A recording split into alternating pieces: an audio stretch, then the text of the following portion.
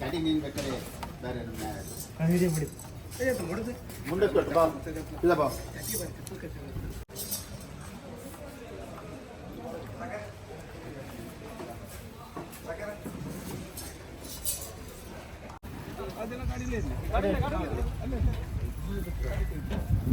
ಅಲ್ಲ ಬಂದಿದ್ದಂತೆ ಬಂದ್ರೆ ಬರ್ಬೋದಾಗಿ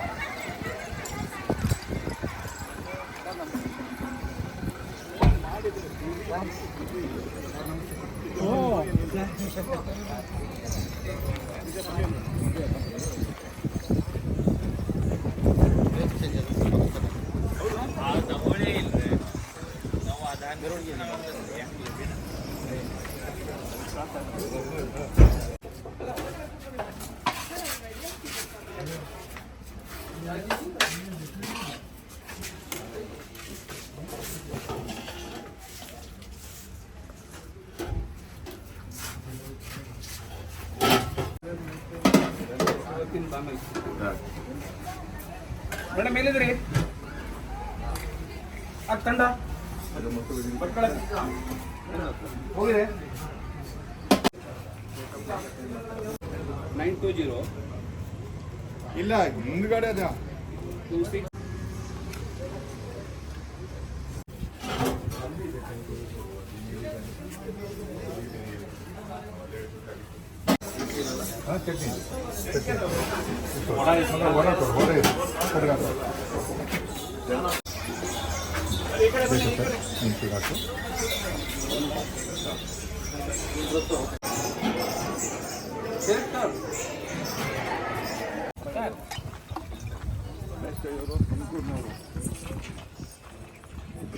ಇದು ಗೊಂಡರಕೊಂಡ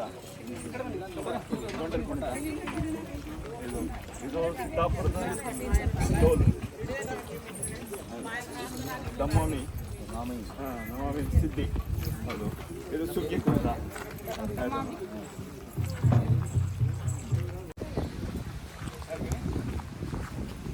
ಕಂಡಗಳನ್ನು ದೂರದಲ್ಲ ಕರೆಕ್ಟ್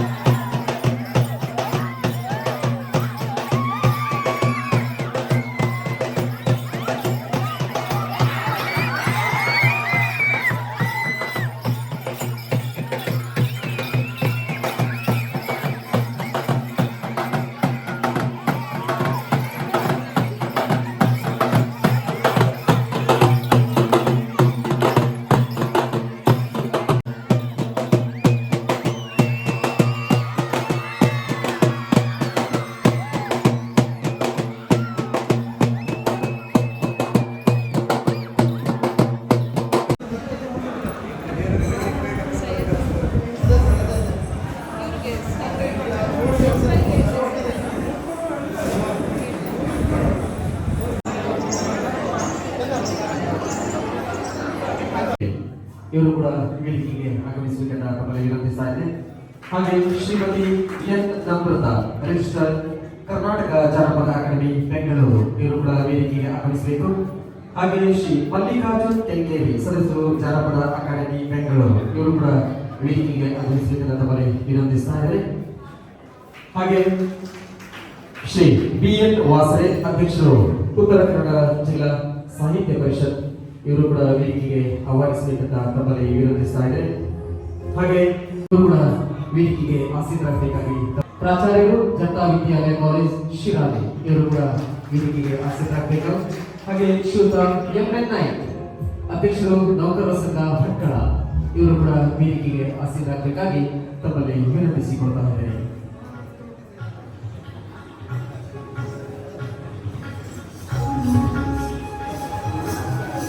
ಬಂಧುಗಳೇ, ಹಸಿರು ಸಿರಿಯ ನಾಡು ಸರ್ವಧರ್ಮಗಳ ಸಮನ್ವಯತೆಯ ನೆಲವೀಡು. ನೇಗಿಲ ಯೋಗಿಯಾದವರು ಜಾನಪದ ಕಲೆಗಳ ತೇರು. ಅದು ಮನಸ್ಸುಗಳ ಮುತ್ತಿನ ನಗರಿ, ಸಂಘಟನೆಯ ಗಡ್ಡು ಮೆಟ್ಟಿದ ನೆಲ. ಈ ಕರ್ನಾಟಕದ ನೆಲದಲ್ಲಿ ಶಿರಾಲಿಯ ಜನತಾ ವಿದ್ಯಾಲಯ ಕಾಲೇಜ್ ಶಿರಾಲಿಯ ಸಭಾಭವನದಲ್ಲಿ ನಡೆಯುತ್ತಿರುವಂತಹ ಗಿರಿಜನ ಸಂಭ್ರಮಕ್ಕೆ ಆಗಮಿಸುವ ಸರ್ವ ಮನುಷ್ಯರಷ್ಟೇ ಪ್ರಾಚೀನವಾದವು. ಅನುಕರಣೆಯಿಂದ ಅರಿತದ್ದನ್ನ ಒಂದೆಡೆ ದಾಖಲಿಸಬೇಕೆಂಬ ಮನುಷ್ಯನ ಸಹಜ ಗುಣದಿಂದ ಇಂಥ ಕಲೆಗಳು ಅಸ್ತಿತ್ವಕ್ಕೆ ಬಂದಿವೆ. ಜನಪದ ಕಲೆ ಮತ್ತು ಕಲಾವಿದರು ಗ್ರಾಮೀಣ ಭಾರತದ ತಾಯಿ ಬೇರುಗಳಿದ್ದಂತೆ ಜನಜೀವನ ಮತ್ತು ಉನ್ನತವಾದ ಸಂರಕ್ಷಿಸಿ ಬೆಳೆಸಿಕೊಂಡು ಬಂದಿದ್ದಾರೆ. ಪ್ರಾರಂಭದಲ್ಲಿ ಆರ್ಥಿಕ ಸಂಜ್ಞೆಗಳಿಂದ ಕೂಡಿದ ಕಲೆಗಳು ಜಯ ಭಾರತ ಜನನಿಯ ತನುಜಾತೆ, ಜಯ ಹೇ ಕರ್ನಾಟಕ ಮಾತೆ, ಜಯ ಸುಂದರ ನದಿವನ ಗಣನಾಡೆ, ಜಯ ಹೇ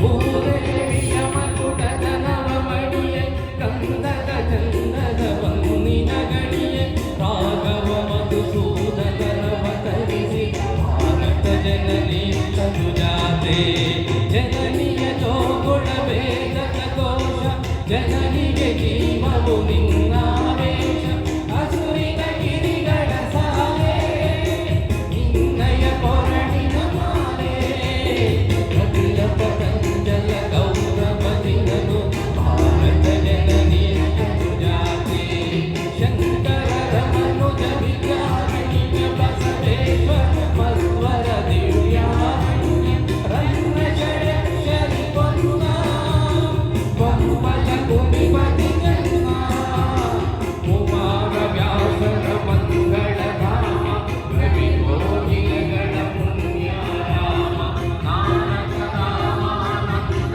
ಕಬೀರ ಜನಾಂಗದ ಶಾಂತಿಯ ತೋಟ, ರಸಿಕರ ಕಂಗಳ ಸೆಳೆಯುವ ನೋಟ, ಹಿಂದೂ ಕ್ರೈಸ್ತ ಮುಸಲ್ಮಾನ, ಪಾರಸಿಕ ಜೈನ ಮುಸ್ಲ್ಯಾನ, ಜನ ಜನ ಓದುವ ದೊರೆಗಳ ನಾಮ, ವೈದಿಕರ ರಾಮ, ಕನ್ನಡ ನುಡಿ ಕುಣಿದಾಡುವ ಗೇಹ, ಕನ್ನಡ ತಾಯಿಯ ಮಕ್ಕಳ ದೇಹ, ಭಾರತ ಜನನಿಯ ತನುಜಾತೆ, ಜಯ ಹೇ ಕರ್ನಾಟಕ ಮಾತೆ, ಜಯ ಹೇ ಕರ್ನಾಟಕ ಮಾತೆ, ಜಯ ಹೇ ಕರ್ನಾಟಕ ಮಾತೆ. ವೇದಿಕೆಯಲ್ಲೆಲ್ಲ ಗಣ್ಯರ ಪರವಾಗಿ ನಾನು ಹೃತ್ಪೂರ್ವಕವಾಗಿ ಅವರಿಗೆ ಸ್ವಾಗತವನ್ನು ಬಯಸ್ತಾ ಇದ್ದೇನೆ. ಇನ್ನು ವೇದಿಕೆಯಲ್ಲಿದ್ದಂಥವರು ಶ್ರೀ ರವಿಕುಮಾರ್ ಎಲ್ಲರ ಪರವಾಗಿ ನಾನು ಹೃತ್ಪೂರ್ವಕವಾಗಿ ಸ್ವಾಗತವನ್ನು ಬಯಸ್ತಾ ಇದ್ದೇನೆ. ಇನ್ನು ನಮ್ಮ ನಡುವಿನ ಒಬ್ಬ ಕವಿ ಡಾಕ್ಟರ್ ಸಾವಿರ ಕಾಣೆಯಾಗಿರುವ ದರ್ಜಿಯನ್ನು ಹೊಲಿಯಲು ಕೇಸರಿ, ಕೆಂಪು, ಹಸಿರು, ಬಿಳಿ ತುಂಡುಬಟ್ಟುಗಳ ಶಾಮಿಯಾನ ಕವಿಯದ್ದೇ ನಾಡಿನ ತುಂಬೆಲ್ಲ ಪ್ರಸಿದ್ಧರಾದವರು ಡಾಕ್ಟರ್ ಸೈಯದ್ ಜಲ್ಬಾ ಶರೀಫ್ರವರು. ಭಟ್ಕಳ ತಾಲೂಕಿನಲ್ಲಿ ಕನ್ನಡದ ಕಂಪನ್ನ ಅದು ಶಾಶ್ವತವಾಗಿ ನೆಲೆ ನಿಲ್ಲುವಂತೆ ಮಾಡಿದಂಥ ಒಬ್ಬ ಸೃಜನಶೀಲ ಬರಹಗಾರರು, ಜೊತೆಗೆ ನಮ್ಮ ನಾಡು ಕಂಡು ಇದೆ. ಇನ್ನು ವಿಶೇಷವಾಗಿ ನಮ್ಮ ಈ ಮೆರವಣಿಗೆಗೆ ಚಾಲನೆ ನೀಡಿದಂತವರು ಉತ್ತರ ಕನ್ನಡ ಜಿಲ್ಲಾ ಸಾಹಿತ್ಯ ಪರಿಷತ್ತಿನ ಅಧ್ಯಕ್ಷರಾದ ಶ್ರೀ BN ವಾಸರೆ ಅವರು. ನಿನ್ನೆ ಹೃತ್ಪೂರ್ವಕವಾಗಿ ಅವರಿಗೆ ಸ್ವಾಗತವನ್ನು ಬಯಸ್ತಾ ಇದ್ದೀನಿ. ಇನ್ನು ವೇದಿಕೆಯಲ್ಲಿ ವಿಶೇಷವಾಗಿ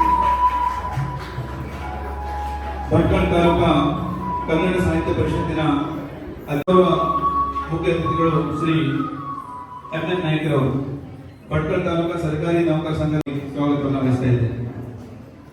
ಇನ್ನು ವಿಶೇಷವಾಗಿ ಈ ಶಾಲೆಯ ಪ್ರಾಂಶುಪಾಲರು ತಮ್ಮೆಲ್ಲರ ಪರವಾಗಿ ಅಕಾಡೆಮಿ ಪರವಾಗಿ ನಾನು ಹೃತ್ಪೂರ್ವಕವಾಗಿ ಸ್ವಾಗತವನ್ನು ವಹಿಸ್ತಾ ಇದ್ದೇನೆ. PRX ಸರ್ ತಮಗೂ ಕೂಡ ಸ್ವಾಗತವನ್ನು ಕೋರ್ತಾ ಅವರಿಗೆ ವಂದಿಸ್ತಾ ಈಗ ರಿಜಿಸ್ಟ್ರರ್ ನಮ್ಮ ಒಂದು ಜನಪದ ಅಕಾಡೆಮಿಗೂ ಸಹ ಬೇರೆ ಅಕಾಡೆಮಿಯಷ್ಟೇ ಒಂದು ಕಾರ್ಯವನ್ನ ವಹಿಸಿಕೊಂಡು ಎಲ್ಲ ವಿಶಿಷ್ಟವಾಗಿ ಒಂದು ವಿಶೇಷ ಅಂತ ಹೇಳಿದ್ರೆ ನಮ್ಮಲ್ಲಿ ಗಿರಿ ಇದೆ, ಆದ್ರಿಂದ ಗಿರಿ ಜನರು ಅಂತ ಹೇಳಿದ್ರೆ ಅದು ಸರಿ ಹೊಂದುತ್ತೆ. ಗಿರಿ ಇಲ್ಲದೆ ಗಿರಿ ಜನರು ಅಂತ ಹೇಳ್ಕೊಳ್ಳುವಂತಹ ಜನರು ಇಲ್ಲ. ಗಿರಿ ಇಲ್ಲದೆ ಇರುವಂತಹ ಸ್ಥಳದಲ್ಲಿ ವಾಸವಾಗಿರುವಂತಹ ಗಿರಿಜನರಿಗಿಂತ ನಮ್ಮ ಜನರೇನಿದೆ ಅವರ ವಾಸ್ತವಿಕವಾಗಿರುವಂತಹ ಬದುಕನ್ನ ಇಲ್ಲಿ ನೋಡಬೇಕಾಗಿದೆ. ನೀವು ಇಲ್ಲಿ ಇವತ್ತು ನೋಡಿದ್ರಿ ಕಲಾ ಪ್ರದರ್ಶನವನ್ನ.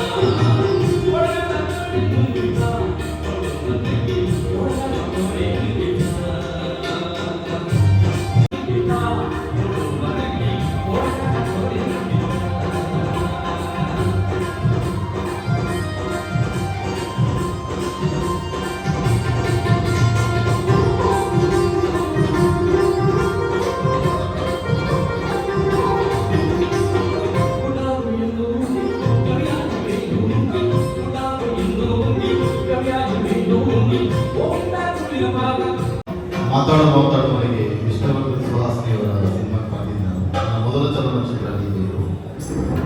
ಒಂದಷ್ಟು ರಾಜ್ಯ ಮಾತನಾಡ್ತೀನಿ, ಸಮಯದ ಅಭಾವಕ್ಕೆ ಸೆಮಿನಾರ್ ಅನೇಕ ವಿಚಾರಗಳನ್ನು ಅಮೆರಿಕದ ಲಾಂಛನದಲ್ಲಿ ಜನ ಜನ ಜನ ಜನ ಲಾಂಛನದಲ್ಲಿ ಅಮೆರಿಕದ ಲಾಂಛನದಲ್ಲಿ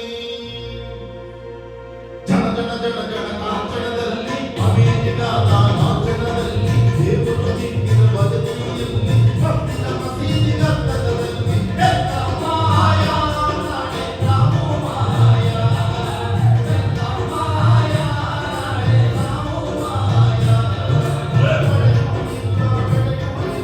ಹೋಗಿದೆ ಅಂತಲೇ ಕೇಳಲೇ ಇಲ್ಲ ಹೋಗಿದೆ ಅಂತಲೇ ಕೇಳಲೇ ಇಲ್ಲ ಜನನ ಬದುಕಿಗಾಗಿ ಇರುವುದಿಲ್ಲ ವರದ ಮ್ಯಾಲಿನ ಗಿಳಿಯುವುದಿಲ್ಲ ವರದ ಮ್ಯಾಲಿನ ಗಿಳಿಯುವುದಿಲ್ಲ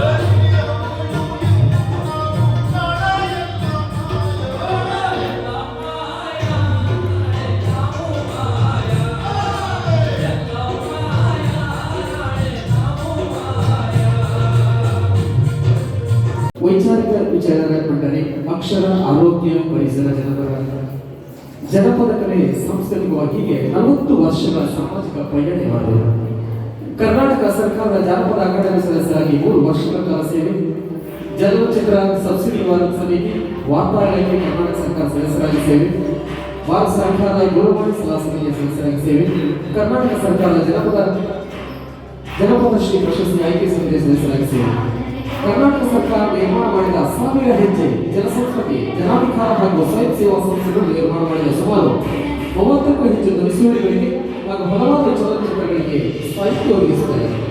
ಆರೋಗ್ಯ, ಸಾಕ್ಷರತೆ, ಪರಿಸರ, ಪ್ರಗತಿಪರ, ಜೀವಪರ, ಮಹಿಳಾಪರ ಸಂಬಂಧಿತ ಸಾಹಿತ್ಯವನ್ನು ಮಟ್ಟ ಎಲ್ಲಿ ಹೋದರೂ ಎಂಬ ಕವನ ಸಂಕಲನ ಮಾಡಿದ ಇಲ್ಲಿ ಗಿರಿಜನ ಸಂಭ್ರಮವನ್ನು ಈ ಒಂದು ಸುಂದರ ವೇದಿಕೆಯಲ್ಲಿ ಆಯೋಜನೆ ಮಾಡಿ ಇದುವರೆಗೂ ಈ ವೇದಿಕೆಯ ಘನತೆಯನ್ನು ಹೆಚ್ಚಿಸಿ ಮಾತನಾಡಿದಂಥ ಅನೇಕ ಜನ ನನ್ನ ಮಿತ್ರರಾದಂಥವರು, ಸನ್ಮಾನ್ಯ ಶ್ರೀ ನಮ್ಮ ಸದಸ್ಯರಾದಂಥವರು ಕರ್ನಾಟಕ ಜಾನಪದ ಡಾಕ್ಟರ್ ಸೈಯದ್ ಜಬರ್ದಸ್ತ್ ಶರೀಫ್ ಅವರು ಮತ್ತು ನಮ್ಮ ರಿಜಿಸ್ಟ್ರಾರಾದಂಥ ಕರ್ನಾಟಕ ಜಾನಪದ ಅಕಾಡೆಮಿ ರಿಜಿಸ್ಟ್ರಾರಾದಂಥ ಶ್ರೀಮತಿ ನಮ್ರತವರು, ಸಹೋದರ ಹಾಗೂ ನಮ್ಮ ಸದಸ್ಯರಾದಂಥವರು, ಗಾಯಕರಾದಂಥವರು, ಜೀವಪ್ರೀತಿಯ ಮನುಷ್ಯ ನಮ್ಮ ಮಲ್ಲಿಕಾರ್ಜುನ ಕೆಂಗೇರವರು, ಕನ್ನಡ ಸಾಹಿತ್ಯ ಪರಿಷತ್ ಉತ್ತರ ಕನ್ನಡ ಜಿಲ್ಲೆಯ ನಾಯಕರು, ಮುಂಚೂಣಿ ಅಧ್ಯಕ್ಷರಾದಂಥ PS ವಾಸರವರು ಅದ್ಭುತವಾದ ವಿಚಾರಗಳನ್ನು ತಮ್ಮ ಮುಂದೆ ಅನಾವರಣಗೊಳಿಸಿದ್ದಾರೆ.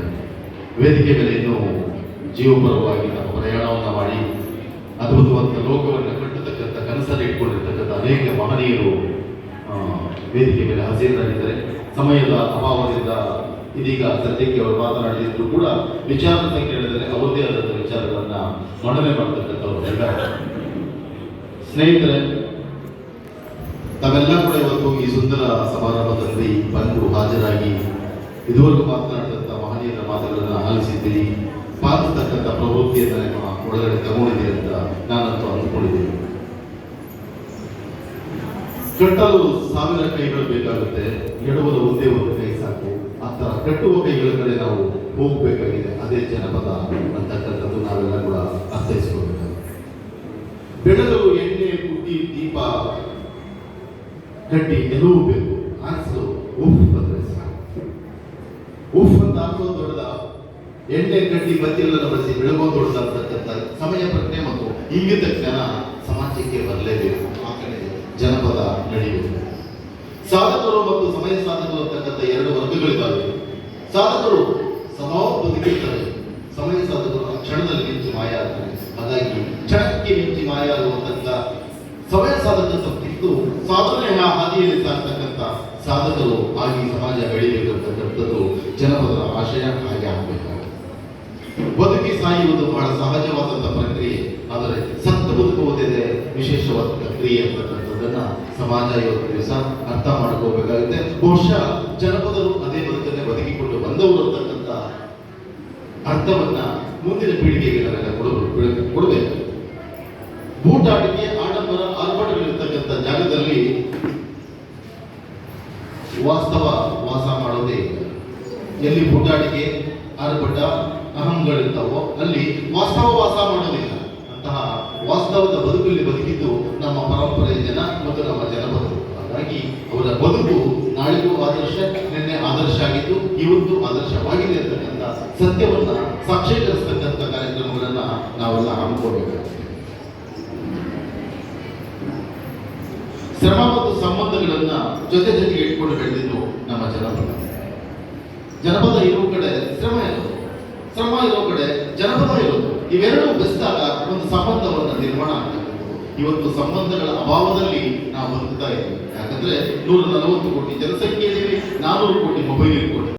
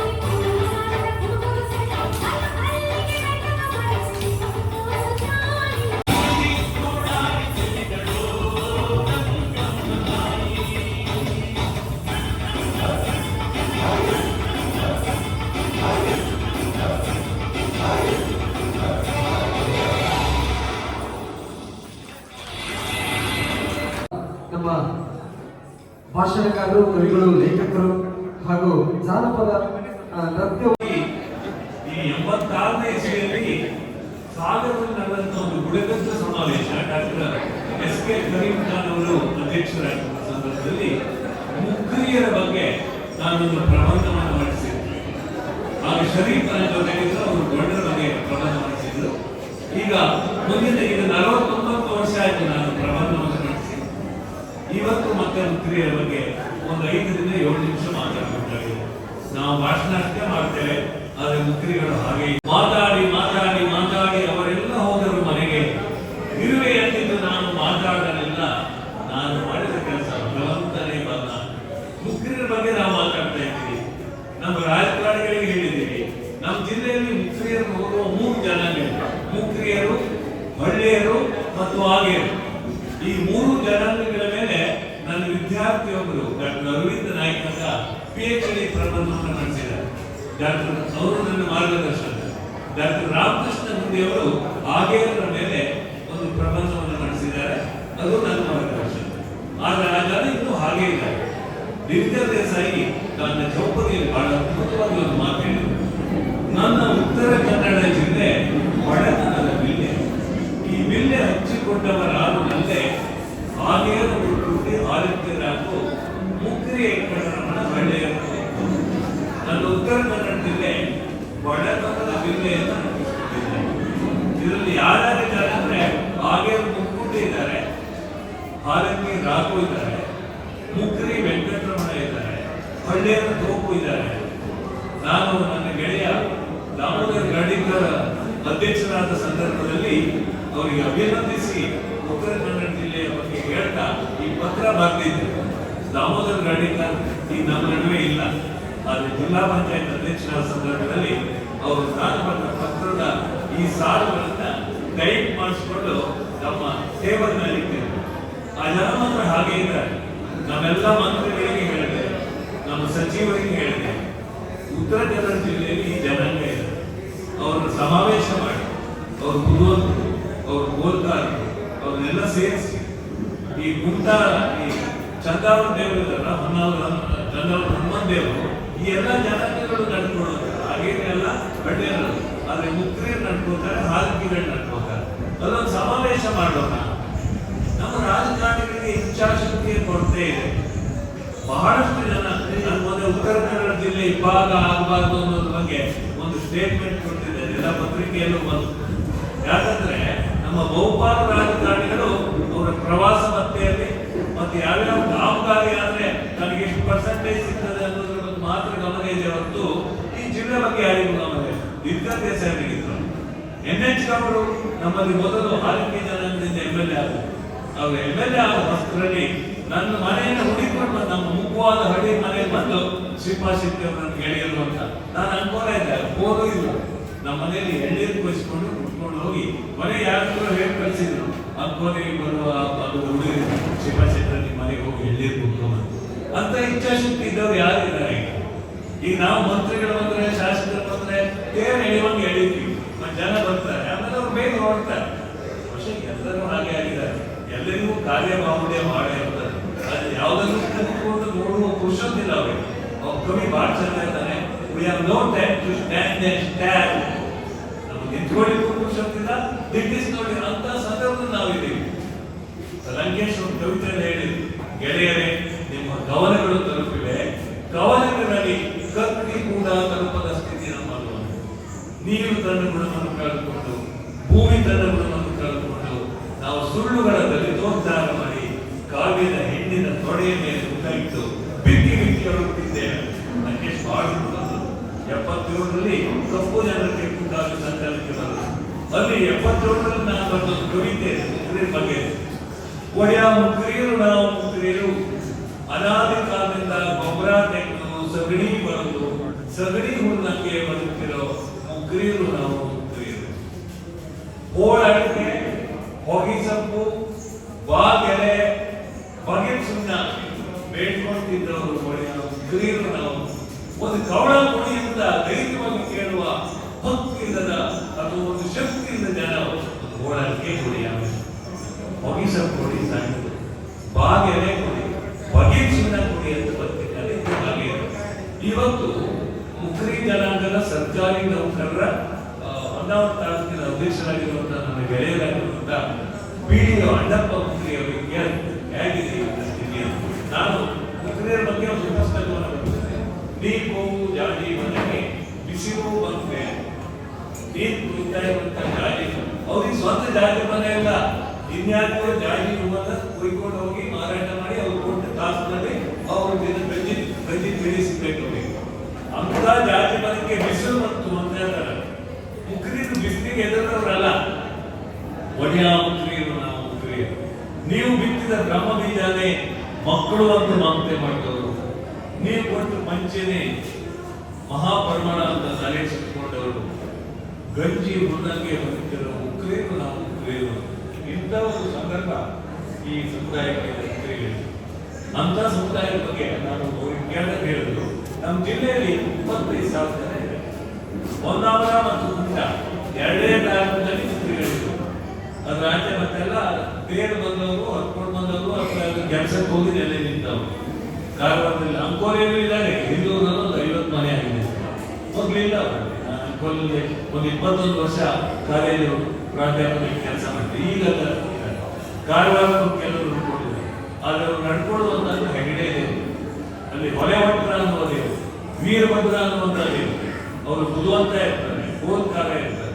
ಸಾಮಾನ್ಯವಾಗಿ ಬುಡಕಟ್ಟು ಅನ್ನೋದು ಯಾರು ಅಂದ್ರೆ, ಯಾರು ತಮ್ಮ ಜನನ, ಮದುವೆ ಮತ್ತು ಶವ ಸಂಸ್ಕಾರದ ಸಂದರ್ಭದಲ್ಲಿ ಯಾರು ಪುರೋಹಿತರನ್ನ ನಿರಾಕರಿಸಿ ತಮ್ಮ ಬುದ್ಧಿವಂತರು ಮತ್ತು ಕೋಲಕಾರರು ಮತ್ತು ಸಮಾಜದ ವಿಚಾರಕ್ಕೆ, ನಂಬಿಕೆಗೆ, ಆಚರಣೆಗೆ ಒತ್ತು ಕೊಟ್ಟು ಮಾಡ್ತಾರ ಅವರು ಹುಡುಗರು. ಅವರನ್ನ ಟ್ರೈಬ್ಸ್ ಅಂತ ಮುಗಿಸ್ತಾರೆ.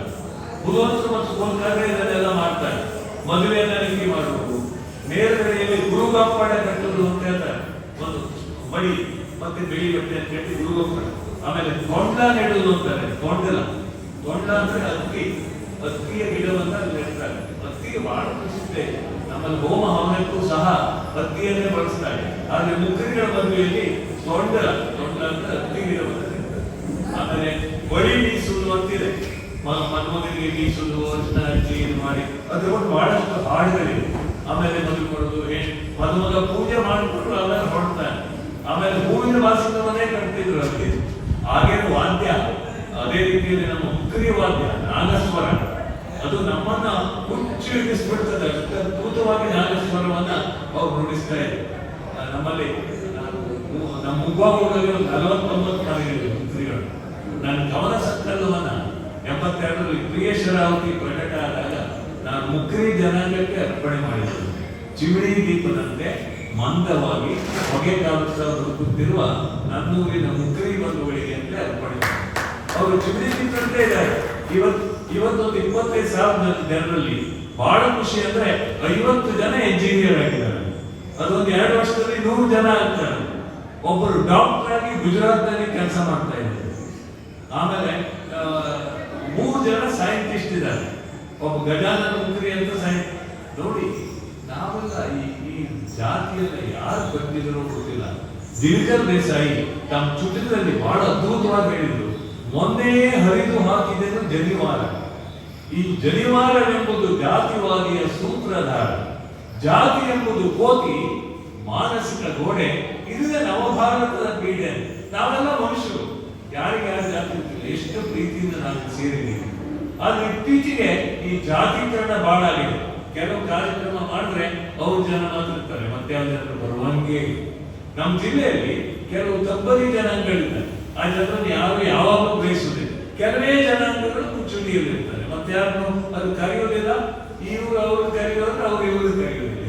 ಅದಕ್ಕೆ ಹೇಳ್ತಾರೆ, ಜಾತಿ ಎಂಬುದು ಕೋಟಿ, ಮಾನಸಿಕ ಗೋಡೆ. ಇದು ನವಭಾರತ ಪೀಡೆ. ಇದು ಮನುಷ್ಯನೇ ಕಟ್ಟಿಕೊಂಡದ್ದು. ಅದಕ್ಕೆ ದೇಸಾಯಿ ಹೇಳ್ತಾರೆ, ಇದು ಮನುಷ್ಯನ ನಡುವಿನ ಗೋಡೆ. ನೋಡಿ, ನಾವು ಎಷ್ಟು ಸಣ್ಣವರಾಗಿದ್ದೀವಿ ಅಂದ್ರೆ, ಒಂದು ಟೆಂಪೋ ಆಕ್ಸಿಡೆಂಟ್ ಸತ್ತೋದ್ರೆ ಸಾಯೋರೆಲ್ಲ ಮನುಷ್ಯರು. ಎಷ್ಟು ಸಿಲ್ಲಿ ಪ್ರಶ್ನೆ ಕೇಳ್ತಾರೆ ಗೊತ್ತಾ? ನಮ್ಮ ಜಾತಿಯವರು ಸತ್ತೋದ್ರ, ನಿಮ್ ಜಾತಿಯವರು ಯಾರು? ನಮ್ಮ ಜಾತಿಯವರು ಎಲ್ಲ ಮನುಷ್ಯ ಜಾತಿಯವರು ಸತ್ತಿರ್ತಾರೆ. ಅದೇ ಯಾವುದೋ ಒಂದು ವಾಟ್ಸಪ್ ನಲ್ಲಿ ಒಂದು ಉಪನ್ಯಾಸ ಕೇಳಿದ್ರು, ಬಹಳ ಚಂದ ಹೇಳಿದ್ರು. ಅವ್ರು ಹೇಳ್ತಾರೆ, 10 ಮಕ್ಕಳನ್ನ ಮಲಸಿ, ಸಣ್ಣ ಬಾಲ್ಯಗಳನ್ನ ಮಲಸಿಡಿ, ಒಂದೇ ಕಡೆ 1 ತಿಂಗಳು 2 ತಿಂಗಳು ಒಂದೇ ತರ ಇರ್ತಾರೆ ಆ ಮಕ್ಕಳಲ್ಲಿ. ಆ 10 ಮಕ್ಕಳಲ್ಲಿ ನೀವು ಜಾತಿ ಗುರುತು ಮಾಡಿ ಮುಸ್ಲಿಂ ಯಾರು, ಕ್ರೈಸ್ತ ಯಾರು, ಆಮೇಲೆ ಪಾರ್ಸಿ ಯಾರು, ಸಿಖ್ ಯಾರು ಹೇಳಿ ಸಾಧ್ಯ ಅಂತ ನಿಮಗೆ. ಅದಕ್ಕೆ ಸಣ್ಣ ಮಗುವನ್ನ ವಿಶ್ವಮಾನವ ಅಂತಲೇ ಕರೆದು ಅದು ನಾವು ಜಾತಿಯನ್ನು ಕಟ್ಟಿ ಬೆಳೆಸ್ಕೊಳ್ತೀವಿ. ಈ ಕಾರಣಕ್ಕಾಗಿ ಕೆಲವು ಜನರು ಬೆಳೆಯಲಾದ ಸ್ಥಿತಿಯಲ್ಲಿದ್ದಾರೆ. ಇವತ್ತು ಮುಕ್ರಿ ಜನರಲ್ಲಿ 60ರಿಂದ 70 ವರ್ಷ ಬದುಕಿದ ಗಂಡಸರೇ ಇಲ್ಲ. ಎಲ್ಲ ಒಂದು 3-4 ಜನ ಇದ್ರೆ ಯಾಕಂದ್ರೆ ಕುಡಿತಾರೆ, ಕಳು ಸುತ್ತಕೊಂಡಿರ್ತಾರೆ. ಅವ್ರು ಬಹಳ ಅವ್ರ ಬದುಕಿನ ಹೆಣ್ಮಕ್ಳು ಬದುಕ್ತಾರೆ, ಆದ್ರೆ ಅವ್ರ ಬದುಕು ನರಕವಾಗುತ್ತೆ. ಈಗ ನಾವು ಹೇಳ್ತೀವಿ ಅವ್ರು ಗೌರ್ಮೆಂಟ್ ಬ್ರಾಹ್ಮಣರು, ಅವರಿಗೆಲ್ಲ ಸವಲತ್ತು ತಗೊಂಡಿದ್ದೀವಿ ಹಾಗೆ ಹೀಗೆ. ಏನ್ರಿ ನಮ್ಮ ಮುಕ್ರಿಗಳಲ್ಲಿ ಎಷ್ಟು ಜನ ನೌಕರಿ ಪಡ್ಕೊಂಡಿದ್ದಾರೆ? ಎಲ್ಲರೂ ಕಾಂಕ್ರೀಟ್ ಹಾಕ್ಲಿಕ್ಕೆ ಹೋಗ್ತಾರೆ, ಇನ್ನೇನೋ ಕೆಲಸ ಮಾಡ್ತಾರೆ, ಅಥವಾ ಬೆಟ್ಟಕ್ಕೆ ಹೋಗಿ ಏನೋ ತರ್ತಾರೆ. ಈ ಬೆಟ್ಟನೂ ಅವರಿಗೆಲ್ಲ ಹೋಗೋ ಪರಿಸ್ಥಿತಿ ಇದೆ. ಇನ್ನು ಕಾಸನ್ ಮರ ಅಂತಿತ್ತು, ಕಾಸನ್ ಸೊಪ್ಪನ್ನ ತಗೊಂಡು ಬಂದು ಮರದ ಗುಡ ಮಾಡ್ತಾರೆ. ಆ ಕಾಸನ್ ಸೊಪ್ಪನ್ನ ಮರದ ಗುಡಕ್ಕೆ ಹಾಕಿದ್ರೆ ಯಾವ ಗುಡ ಬರೋದಿಲ್ಲ, ಇದೆಲ್ಲ ಮರ ಚೆನ್ನಾಗಿ ಬೆಳೆಯುತ್ತೆ. ಅದೊಂದು ರೀತಿಯಲ್ಲಿ ಕ್ರಿಮಿನಾಶಕವಾಗಿತ್ತು. ಈ ಕಾಸನ ಮರಗಳೇ ಇಲ್ಲ. ಕಾಸನ ಮರದ ಬಗ್ಗೆ ನಮ್ಮದೊಂದು ಜನಪದ ಐತಿಹ್ಯ ಇದೆ. ಈ ಕೋಣ ಕಾಸದ ಹಣ್ಣು ತಿನ್ನುವಾಗ ಪ್ರತಿ ಹಣ್ಣನ್ನ ತಿಂದು ಒಗೆತದ. ಯಾಕಂದ್ರೆ ಅದರಲ್ಲಿ ಯಾವುದೋ ಒಂದು ಹಣ್ಣಲ್ಲಿ ಅಮೃತ ಇದೆ, ಯಾವ ಪುಣ್ಯವನ್ನು ನೋಡ್ಕೊಂಡು ಬಂದಾರೆಲ್ಲ. ಆಗ ಅಮೃತ ಇದ್ದ ಹಣ್ಣನ್ನ ತಿಂದ್ರೆ ಅದು ಬರುತ್ತದೆ ಅನ್ನುವಂತ ಒಂದು ನಂಬಿಕೆ. ಆ ಕಾಸನ ಮರದ ಜೊತೆ ತಮ್ಮನ್ನು ಕೂರಿಸ್ಕೊಂಡವರು ಮುಖರಿಯರು. ಹೊಸಬಳ್ಳಿ ಎಲೆ ಬಳ್ಳಿಯನ್ನು ಮುಗಿಸೋದ್ರಲ್ಲಿ ಅವರು ಕೃಷಿ ಕಾರ್ಮಿಕರಾಗೇ ಇದ್ದಾರೆ. ಇಡೀ ಸಮೀಕ್ಷೆಯಲ್ಲಿ ನನ್ನ ಪುಸ್ತಕದಲ್ಲಿದೆ 2 ಜನರಿಗೆ ಮಾತ್ರ ಮುಕ್ರಿ ಜನಾಂಗದಲ್ಲಿ 2.5 ಎಕರೆ ಜಾಗ ಇದೆ. ಬಹಳ ಜನರಿಗೆ ಜಾಗನೇ ಇಲ್ಲ. ಅವರೆಲ್ಲ ಹೊಳೆ ಹತ್ರ ಮನೆ ಕಟ್ಕೊಂಡಿದ್ದಾರೆ. ಯಾಕೆ? ಅವರಿಗೆ ಬಾವಿಗೆ ಯಾರು ಹೋಗ್ಲಿಕ್ಕೆ ಬಿಡುವುದಿಲ್ಲ. ನನ್ನ ಅಕ್ಕ ಓದ್ತಾ ಇರುವಂತ 3ನೇ ಪುಸ್ತಕದಲ್ಲಿ ಒಂದು ಕವಿತೆ, ಹರಿಜನ ಮುದುಕಿಯು ಬಾವಿಯ ಬಳಿ ಬಂದು ನೀರು ನೀರು ನೀರು ಎಂದು ಕೂಗುತ್ತಲೇ ಹೇಳುವ ಆ ಹರಿಜನ ಮುದುಕಿ ನೀರು ಕೊಡು ಯಾರು ನೀರೇ? ಯಾರೋ ಒಬ್ರು ತಮ್ಮನೆ ಕೂಡ ತಗೊಂಡು ಬಂದು ನೀರು ತೆಗೆದು ಅಲ್ಲಿ ಸರ್ವಜ್ಞ ನಮ್ಮ ಬೇಡದಾಸಿಮೆ ಹೇಳ್ತಾನೆ, ಹೊಲೆಯರ ಬಾವಿಯೊಂದೊಂದು ಹುಲು ಎಲುಬು ನೆಟ್ಟಿದ್ದರೆ ಹೊಲೆ ಎಂಬುದು ಈ ಲೋಕ, ಹಲವು ಎಲುವಿದ್ದ ಈ ಬಾಯಲ್ಲಿ ಒಲವರವ ನುಡಿದರೆ ಅದು ಹೊಲೆಯರ ಬಾವಿಗಿಂತ ಕರಕಷ್ಟ ಕಾಣಾರ. ಹೊಲೆಯರ ಬಾವಿಯಲ್ಲಿ ಒಂದು ಎಲುಬು ನಟ್ಕೊಂಡಿದ್ರೆ ಅದು ಹೊಲೆ ಅಂತ ಹೇಳ್ತಾರೆ. ಆದ್ರೆ ಹಲವು ಎಲುಬಿದೆ. ಎಷ್ಟು? 32 ಎಲುಬುಗಳು ನಟ್ಕೊಂಡಿರುವಂತ ಈ ಬಾಯಿ ಎನ್ನುವ ಬಾವಿಯಲ್ಲಿ ಸುಳ್ಳು ಹೇಳಿದ್ರೆ ಅದು ಹೊಲೆಯರ ಬಾವಿಗಿಂತ ಕರಕಷ್ಟ. ಇಂಥ ಮುಕ್ರಿಯರ ಕವಿತೆ, ಮುಕ್ರಿಯರ ಬಗ್ಗೆ ಡಾಕ್ಟರ್ ಎಲ್ಲಾರ ಹೆಗಡೆಯವರು ಮುಕ್ರಿ ಮತ್ತು ಹೊಲೆಯರ ಹಾಡುಗಳು ಅನ್ನೋ ಪುಸ್ತಕ ಬರೆದಿದ್ದಾರೆ. ಡಾಕ್ಟರ್ NR ನಾಯ್ಕರವರು ಶಿಕ್ಷರು ಮುಕ್ರಿ ಮತ್ತು ಮುಕ್ರಿಯರ ಜಾನಪದ ಗೀತೆ ಮತ್ತು ಕಥೆ ಬರೆದಿದ್ದಾರೆ. 84ರಲ್ಲಿ ಡಾಕ್ಟರ್ NG ಭಟ್ ಅವರು ಮುಕ್ರಿ ಇರುವಂತಹ ಒಂದು ಸಣ್ಣ ಪುಸ್ತಕವನ್ನು IBM ನಿಂದ ಬರೆದಿದ್ದಾರೆ. ಅದೇ 97ರಲ್ಲಿ ನಾನು ಬುಡಕಟ್ಟು ಸಂಪೂರ್ಣದಲ್ಲಿ ಮುಕ್ರಿಯರ ಬಗ್ಗೆ ಒಂದು ಲೇಖನ ಬರೆದೆ. ಅದನ್ನು ವಿಸ್ತಾರ ಮಾಡಿ ಈ ಪುಸ್ತಕವನ್ನು ಸಾಮಾನ್ಯವಾಗಿ ನನಗೆ ಈ ತೊತ್ತಡ ದುಡಿತಕ್ಕೆ ಒಳಗಾಗದೆ ಬಗ್ಗೆ, ಬಡವರ ಬಗ್ಗೆ ಯಾವಾಗಲೂ ಒಂಥರ ಪ್ರೀತಿ ಮತ್ತು ಕರುಣೆ. ಅಂದ್ರೆ ಸಿಂಪತಿ ಅಲ್ಲ, ಅವ್ರ ಮೇಲೆ ಬರಬೇಕು ಒಂದು ದಾಹತ.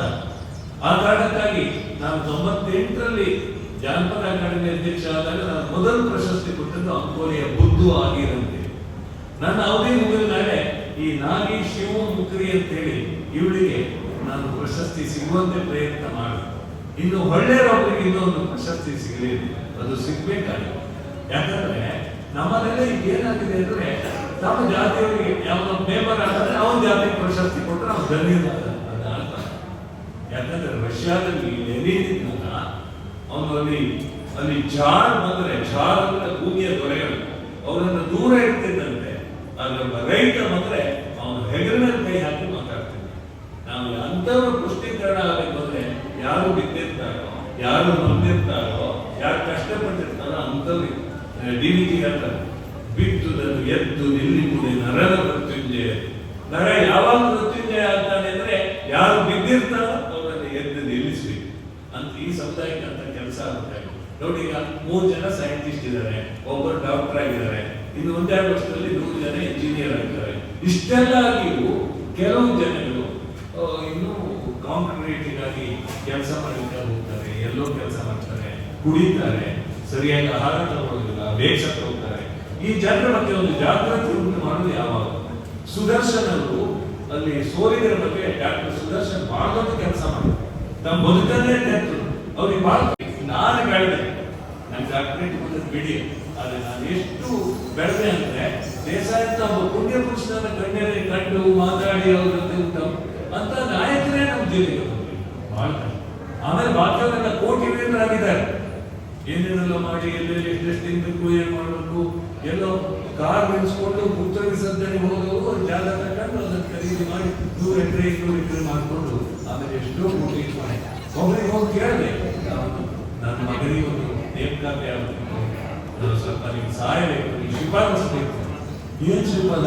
ನಾನು 5 ತಲೆಮಾರಿಗಳಷ್ಟು ದುಡ್ಡು ಹಾಕ್ತೇನೆ, ನಾನು ಸುಮ್ಮನೆ ಮತ್ತೇನು ಸುದ್ದಿ ಬೇಡ, 5 ತಲೆಮಾರಿಗೆ ನಾನು ದುಡ್ದಿದ್ದೀನಿ, ಅದನ್ನ ನಾನಂತೆ ನೀವು ಯಾರು ಕೇಳಿದ್ರೆ ಯಾರಿಗೂ ಮಾಡೋದಿಲ್ಲ ಅಂತ ಅರ್ಥ. ಅದು ಈ ಸಂದರ್ಭದಲ್ಲಿ ನಮ್ಮ ಮುಖರಿನಂತ ಹಳ್ಳಿ ಅದು ಒಂದು ಕಥನ ಕ್ರಮವನ್ನು ಹೇಳಿ ನಾನು ಮಾತು ಮುಗಿಸ್ತೇನೆ.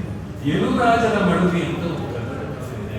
ಅದು ಹೇಗಿದೆ ಅಂದ್ರೆ, ಯಲುರಾಜನಿಗೆ ಒಬ್ಬಳು ಸುಂದರಿಯನ್ನ ಮೆಚ್ಚು ಮದುವೆ ಆಗಿರ್ತಾನೆ. ಗಂಡ ಹೆಂಡತಿ 3 ವರ್ಷ ಅನ್ಯೋನ್ಯವಾಗಿರ್ತಾರೆ. ಅವನಿಗೆ ಆಮೇಲೆ ಹೋರಾಟಕ್ಕೆ ಯುದ್ಧಕ್ಕೆ ಹೋಗ್ಬೇಕಾಗ್ತದೆ ಯಲುರಾಜನಿಗೆ. ಆಗ ಹೆಂಡತಿ ಒಬ್ಬ ಹೊಲೆಯರವನ್ನ ಮೆಚ್ಚಿಕೊಳ್ತಾಳೆ.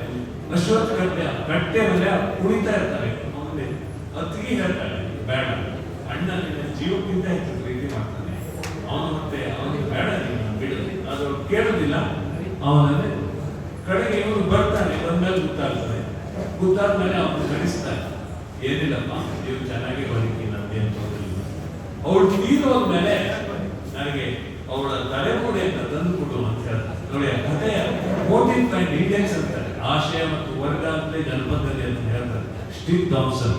ಹಾಗೇನೆ ಆಮೇಲೆ ಅವಳು ತಲೆಗೂಡೆ ಬಂದ ಮೇಲೆ ಆ ತಲೆಗೂಡೆಗೆ ಎಲ್ಲ ಕೂದಿಟ್ಟು ಅವಳಿಗೆ ಚರ್ಮದ ಸೇರಿಸಿ ಆಮೇಲೆ ಕುಂಕುಮ ಇಟ್ಟು ಅವಳಿಗೆ ಆಭರಣ ಹಾಕಿ ಕೆಳಗಡೆಯಲ್ಲಿ ಅವಳೊಂದು ಮೂರ್ತಿ ಮಾಡಿಕೊಂಡು ಅವಳನ್ನ ಆರಾಧಿಸ್ತಾರೆ. ಇದು ಒಂದು ಅದ್ಭುತವಾದಂತ ವಿಷಯ. ಹಾಗೆ ಅಳಿಪಟ್ಟರಾಯ ಹೂವೇರಾಯ ಅಂತ ಒಂದು ಕಥೆ ಇದೆ. ಅಣ್ಣ ತಮ್ಮ ಇರ್ತಾರೆ, ಆದರೆ ಅಣ್ಣನ ಹೆಂಡತಿ ತಮ್ಮನ ಮೇಲೆ ಹೋಗ್ಬಿಡ್ತಾರೆ. ತಮ್ಮನಿಗೆ ಶಿಕ್ಷೆ ಕೊಡಬೇಕು ಅಂತ ಗಂಡ ಅವ್ನು ತಮ್ಮನ ರುಂಡವನ್ನು ಹಾರಿಸ್ತಾನೆ. ಹೆಂಡತಿ ಮಾತ್ರ ಅವನು ತನಗೆ ಸಿಗಲಿಲ್ಲ ಅನ್ನೋ ಕಾರಣಕ್ಕೆ ಅವನ ಗ್ರಾಮಕ್ಕೆ ಅವ್ನು ಸಿಗಲಿಲ್ಲ. ಕೊನೆಗೆ ಆ ಗೋವುಗಳು ಹೋಗಿ ದೇವರಲ್ಲಿ ಕೇಳಿ ಅವರನ್ನು ಬದುಕಿಸ್ಕೊಂಡು ಬರ್ತಾರೆ. ಇಂಥ ಒಂದು ರೀತಿಯ ಆಶೆ ಮನುಷ್ಯದಲ್ಲಿ ಸ್ವಾರ್ಥ ಇರ್ತದೆ, ಕಾಮ ಇರ್ತದೆ, ಪ್ರಲೋಭನೆಗಳಿರ್ತವೆ, ಒಬ್ಬರ ಮೇಲೆ ಅಪವಾದ ಹೊರಿಸುವಂತ ಗುಣ ಇರ್ತದೆ. ಅದನ್ನೆಲ್ಲ ಮೀರಿ ಮನುಷ್ಯತ್ವ ನಡೆಸಿಕೊಂಡು ಬರುವಂತ ಒಂದು ಆಶಯ ಮುಕ್ರಿಯರಲ್ಲಿ. ಇಂಥ ಮುಕ್ರಿಯರು ಬಹುಶಃ ಇನ್ನೂ ಬೋರ್ಲಿಂಗೆ ಅಂತ ನನ್ನ ಗೆಳೆಯರು ನಮ್ಮ ಮನೆಗೆ ಬರ್ತಿದ್ರೆ ಅವರು ಮುಕ್ರಿಯರ ಬಗ್ಗೆ ಗಿರಿಜನ ನಾಡಿಗೆ ಪರಿಣಾಮ ಬರಿತಾ ಗುಲಾಬಿಗೆ ಅಂಟಿದ ಮುಳ್ಳು ಅಂತಲೇ ಬರುತ್ತೆ. ಉತ್ತರ ಕನ್ನಡದಲ್ಲಿ ಇಂಥ ದೊಡ್ಡ ಪ್ರಕೃತಿ ಇದೆ, ಇಷ್ಟು ಸುಂದರವಾದ ಪರಿಸರ ಇದೆ, ಅದು ಇಂಥ ಕಡೆಯಲ್ಲಿ ಈ ಮುಕ್ರಿ ಜನಾಂಗರು ಗುಲಾಬಿಗೆ ಅಂಟಿದ ಮುಳ್ಳಿನ ಗುಲಾಬಿಗಳ ಜೊತೆ ಮುಳ್ಳಿರ್ತದಲ್ಲ ಹಾಗೆ ಅವರು ಬದುಕ್ತಾ ಇದ್ದಾರೆ. ಅಂಥವ್ರ ಬಗ್ಗೆ ನಾವು ಕರುಣೆ ತೋರಿಸ್ತೀವಿ. ಅವ ಬಸವಣ್ಣ ಹೇಳ್ತಾರೆ, ಜೋಹರ ಕಕ್ಕಯ್ಯನೆಲ್ಲ ಕಕ್ಕಯ್ಯನೇ, ಮಾದರ ಚನ್ನಯ್ಯನೆನ್ನ ಅಪ್ಪಯ್ಯ, ಹೀಗೆ ಎಲ್ಲ ಕಥೆ ಹೊಂದಾಣಿಕೆ ಮಾಡ್ಕೊತಾರೆ. ಜಾತಿ ಇಲ್ಲ ಅನ್ನೋದಕ್ಕೆ ಬಸವಣ್ಣ ವಚನ, ಕಕ್ಕಯ್ಯನ ಮನೆಯ ದಾಸಿಯ ಮಗಳು, ಚನ್ನಯ್ಯನ ಮನೆಯ ದಾಸಿಯ ಮಗಳು ಬೆರಳಿಯ ಎತ್ತಲು ಹೋಗಿ ಸಂಘ ಮಾಡಿದರು. ಅವರಿಗೆ ಹುಟ್ಟಿದ ಮಗ ನಾನು ಕೂಡಲ ಸಂಗಮ ದೇವರ ಸಂಘ. ಈ ಜಾತಿಯ ಮೋಹ ಮತ್ತು ಜಾತಿ ಕುರಿತಾಗಿರುವಂತ ಈ ಭ್ರಷ್ಟತೆ ಹೋಗ್ಬೇಕು ಅಂತ ಕಕ್ಕಯ್ಯನ ಮನೆ, ಲೋಹರ ಕಕ್ಕಯ್ಯ ಅವ್ರ ಮನೆಯ ದಾಸಿಯ ಮಗ, ಚೆನ್ನಯ್ಯನ ಮನೆಯ ದಾಸಿಯ ಮಗಳು, ಇಬ್ರು ಎಲ್ಲೋ ಗುಡ್ಡಿದ್ದಾರೆ. ಬೆರಳಿ ಎತ್ತಲಿಕ್ಕೆ ಹೋದಾಗ ವಯೋಸಹಜವಾದ ಆಕರ್ಷಣೆಯಿಂದ ಇಬ್ರು ಸೇರ್ಕೊಂಡ್ರು. ಅವರಿಗೆ ಹುಟ್ಟಿದ ಮಗನ ಬಸವಣ್ಣ ಮಾದರಸ ಮತ್ತು ಮಾದರಾಂಬೆಯ ಮಗ ಅವನು. ಯಾಕಂದ್ರೆ ಬ್ರಾಹ್ಮಣನ ಅದನ್ನು ಬಿಟ್ಟು ಅವನು ತನ್ನ ಜಾತಿಯ ಶ್ರೇಷ್ಠತೆಯ ವ್ಯಸನವನ್ನ ಕಡಿದೊಗೆದು ನಾನು ಇಂಥವರಿಗೆ ಹುಟ್ಟಿದ ಮಗ ಕೂಡಲ ಸಂಗಮ ದೇವರ ಸಾಕ್ಷಿ ಅಂತ ಈ ಜಾತಿಯ ಮೋಹ, ಈ ಜಾತಿಯ ಭ್ರಮೆ, ಅದಕ್ಕೆ ಪಂಪ ಬಾಳಿನ 10ನೇ ಶತಮಾನದಲ್ಲಿ ಮನುಷ್ಯ ಜಾತಿ ಮುಂದೆ ಬಂದ ಹಾಗೆ ಮನುಷ್ಯ ಜಾತಿಯ ಬಗ್ಗೆ ಮನುಷ್ಯನ ಒಂದು ತಿಳಿಯಬೇಕು ಅಂತ ತಿಳಿಯ ಬಗ್ಗೆ ನಾನು 2 ತಾಸು ಮಾತಾಡ್ತೇವೆ. ಅದ್ರ ಮಾತಿದೆ, ಹಸಿರಿನ ಮುಂದೆ ಎಲ್ಲರೂ ಒಂದು ಏಕದೇಶರು, ಎಲ್ಲರಿಗೂ ಭಗವಂತನೇ ತಂದೆ, ಎಲ್ಲರಿಗೂ ದೇವರಿಗೆ. ಹಸಿರು ಆದಾಗ ಮತ್ತು ಭಾಷಣ ಮಾಡ್ತಾ ಇದ್ರೆ ಬಹಳ ಕಷ್ಟ ಆಗಬಾರ್ದು ಅಂತ ಹೇಳ್ತಾರೆ. ಈ ಜನಾಂಗದ ಬಗ್ಗೆ ಬಹಳ ಜನ ಪಾಪ ಹೋಗಿದ್ದಾರೆ.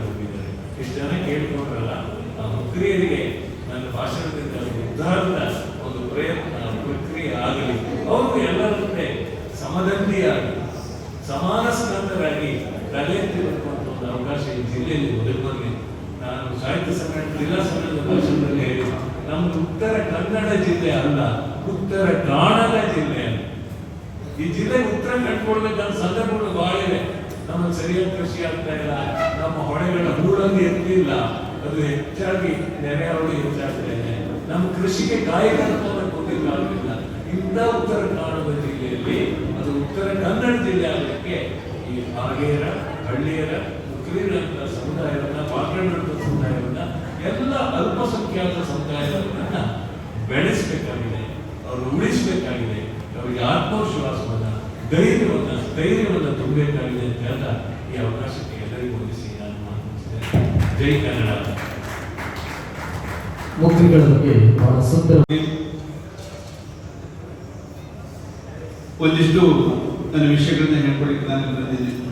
ಈಗಾಗಲೇ ಮುಕ್ರಿ ಸಮುದಾಯದ ಬಗ್ಗೆ ಡಾಕ್ಟರ್ ಶ್ರೀಪಾಲ್ ಶೆಟ್ಟಿ ಅವರು ಅಧ್ಯಯನ ಮಾಡಿ ಅವ್ರ ಬಗ್ಗೆ ವಿಶೇಷವಾದ ಒಲವನ್ನು, ಕಾಳಜಿಯನ್ನು, ಪ್ರೀತಿಯನ್ನು ತೋರಿಸಿದಂಥ ಮತ್ತು ಆ ಸಮುದಾಯವನ್ನು ಮುನ್ನಡೆಗೆ ತರಲಿಕ್ಕೆ ತಮ್ಮದೇ ರೀತಿಯಲ್ಲಿ ಬಹಳಷ್ಟು ಪ್ರಯತ್ನ ಮಾಡಿದಂಥ ಒಬ್ಬ ಪುಣ್ಯಾತ್ಮರು. ಇವತ್ತು ಸಿದ್ಧಿ ಜನಾಂಗ ನಮ್ಮ ಉತ್ತರ ಕನ್ನಡ ಜಿಲ್ಲೆಯಲ್ಲಿ ಯಾವ ಸ್ಥಿತಿಗೆ ಹೋಗಿದೆ ಹೇಳೋದ್ರ ಬಗ್ಗೆ ನಾನು ಒಂದಿಷ್ಟು ವಿಷಯಗಳನ್ನ ನಿಮ್ಮ ಮುಂದಿಡಲಿಕ್ಕೆ ಬಯಸ್ತೇನೆ. ಜಗತ್ತಿನ ಬುಡಕಟ್ಟು ಜನಾಂಗಕ್ಕೆ ಸೇರಿದ ಸುಮಾರು 20 ಕೋಟಿಗೂ ಅಧಿಕ ಜನರು ಬೇರೆ ಬೇರೆ ಒಂದು ಸ್ಥಳದಲ್ಲಿ ವಾಸವಾಗಿದ್ದಾರೆ. ಅವರ ಸಾಮಾಜಿಕ ಜೀವನ ಮತ್ತು ಸಾಮಾಜಿಕ ರಚನೆ, ವೈಯಕ್ತಿಕ ಆಶೋತ್ತರಗಳು, ಅವರ ಜೀವನ ಶೈಲಿ, ಅಂತರ್ಕ್ರಿಯಾ ವ್ಯವಸ್ಥೆಗಳು ನಾವು ನಾಗರಿಕರೆಂದು ವ್ಯಾಖ್ಯಾನಿಸಲ್ಪಟ್ಟ ಆಧುನಿಕ ಸಮೂಹಗಳಿಂದ ಅದು ಸಾಕಷ್ಟು ಭಿನ್ನತೆಯನ್ನು ಕಂಡುಕೊಂಡಿದೆ. ಇನ್ನು ಸಿದ್ಧಿ ಬುಡಕಟ್ಟಿನ ಅಭ್ಯಾಸ ಮಾಡ್ತಾ ಹೋದರೆ ಭಾರತದಲ್ಲಿ ಉಳಿದ ಅನೇಕ ಪ್ರಮುಖ ಬುಡಕಟ್ಟು ಅಧ್ಯಯನಕ್ಕಿಂತಲೂ ಈ ಸಿದ್ಧಿ ಜನಾಂಗದ ಅಧ್ಯಯನ ಎಲ್ಲವನ್ನ ಮೀರಿ ಅದು ವೈಶಿಷ್ಟ್ಯವಾಗಿದೆ, ಒಂದು ವಿಶಿಷ್ಟವಾಗಿದೆ. ಈ ಬುಡಕಟ್ಟು ಮೂಲಭೂತವಾಗಿ ಬೇರೆಯಾಗಿ ಇರಲಿಕ್ಕೆ ಕಾರಣ ಇವರ ಜನಾಂಗೀಯ ಲಕ್ಷಣ. ಬಹುಶಃ ನಾವು ಸಿದ್ಧಿಯರನ್ನ ನೋಡಿದ ತಕ್ಷಣ ನಮ್ಗೆ ಗೊತ್ತಾಗ್ಬಿಡ್ತದೆ ಆ ಜನಾಂಗದ ಒಂದು ದೇಹವನ್ನು ನೋಡಿದಾಗಲೇ ಇವರು ಸಿದ್ಧಿ ಜನಾಂಗ ಹೇಳಿ.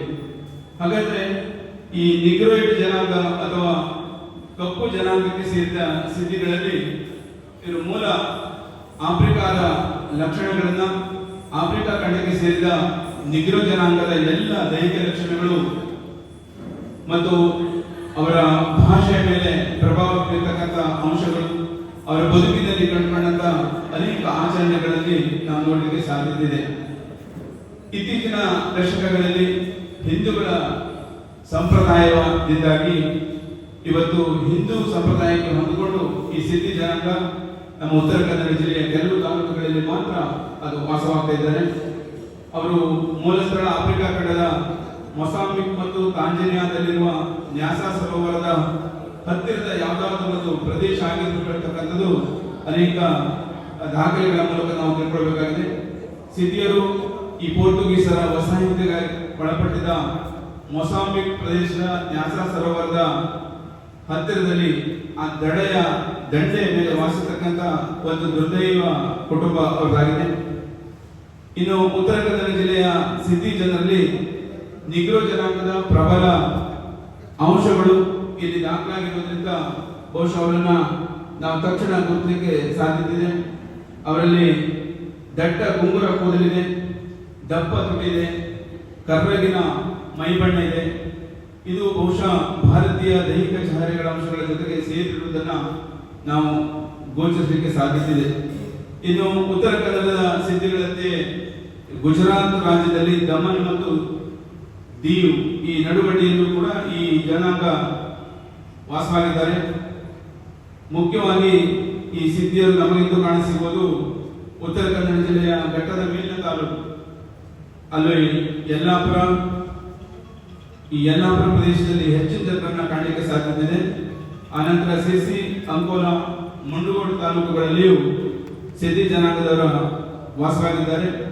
ಹಳಿಯಾಳ ತಾಲೂಕಿನ ಒಂದೆರಡು ಕಡೆ ಸಿದ್ಧಿಗಳ ಸಮೂಹವನ್ನ ನೋಡಿದ್ರು ಸಹ ಅವರಲ್ಲಿ ಹೆಚ್ಚಿನದಾಗಿ ಅನೇಕ ಕುಟುಂಬಗಳು ತಾವು ಯಲ್ಲಾಪುರದಿಂದ ಇಲ್ಲಿ ಬಂದಿದ್ದೇವೆ ಅಂತ ಹೇಳ್ತಾರೆ. ಹಾಗಾಗಿ ಈ ಸಿದ್ಧಿ ಜನಾಂಗದವರ ಒಂದು ದೈಹಿಕ ವ್ಯವಸ್ಥೆಗಳನ್ನು ನೋಡಿದಾಗ, ಅವರ ಒಂದು ಜೀವನ ಚರಿತ್ರೆಯನ್ನು ನೋಡಿದಾಗ ಬಹುಶಃ ಇವರು ಮೂಲತಃ ಆಫ್ರಿಕಾ ಖಂಡದ ನಿವಾಸಿಗಳು ನಾವು ತಿಳ್ಕೊಳ್ಳಿಕ್ಕೆ ಸಾಧ್ಯತೆ ಇದೆ. ಇನ್ನು ಉತ್ತರ ಕನ್ನಡ ಜಿಲ್ಲೆಯ ಸಿರ್ಸಿ, ಅಂಕೋಲಾ ತಾಲೂಕಿನ ಸಾಮಾನ್ಯವಾಗಿ ಹವ್ಯಕ ಬ್ರಾಹ್ಮಣರ ಪ್ರಭಾವ ಇವರ ಮೇಲಾಗಿದೆ. ಬಹುಶಃ ಈ ಕೂಲಿ ಆಳಾಗಿ ಅಂದ್ರೆ ಕಡಿಮೆ ಸಂಬಳಕ್ಕೆ ಸೇರಿಕೊಂಡಂತವರು ಈ ಸಿದ್ಧಿ ಜನಾಂಗದವರು. ಅವರು ಶೈಕ್ಷಣಿಕವಾಗಿ, ಆರ್ಥಿಕವಾಗಿ ತೀರಾ ಹಿಂದುಳಿದ ಒಂದು ಜನಾಂಗ ಆಗಿದೆ. ಅಡಿಕೆ ತೋಟದಲ್ಲಿ ಹೆಚ್ಚಾಗಿ ತಮ್ಮನ್ನು ದುಡಿತಕ್ಕೆ ಅವರು ತೊಡಗಿಸಿಕೊಂಡಿದ್ದಾರೆ. ಇನ್ನು ಹವ್ಯಕ ಬ್ರಾಹ್ಮಣರ ಕಾಯಂ ಆಳುಗಳಾಗಿ ಇವತ್ತು ಸಿರ್ಸಿ ಮತ್ತು ಸಿದ್ದಾಪುರ, ಯಲ್ಲಾಪುರ ತಾಲೂಕುಗಳಲ್ಲಿ ಅವರನ್ನು ನೋಡಲಿಕ್ಕೆ ಸಾಧ್ಯತೆ ಇದೆ. ಅವರಿಗೆ ಸೋವಿ ಆಳು ಕರೀತಾರೆ.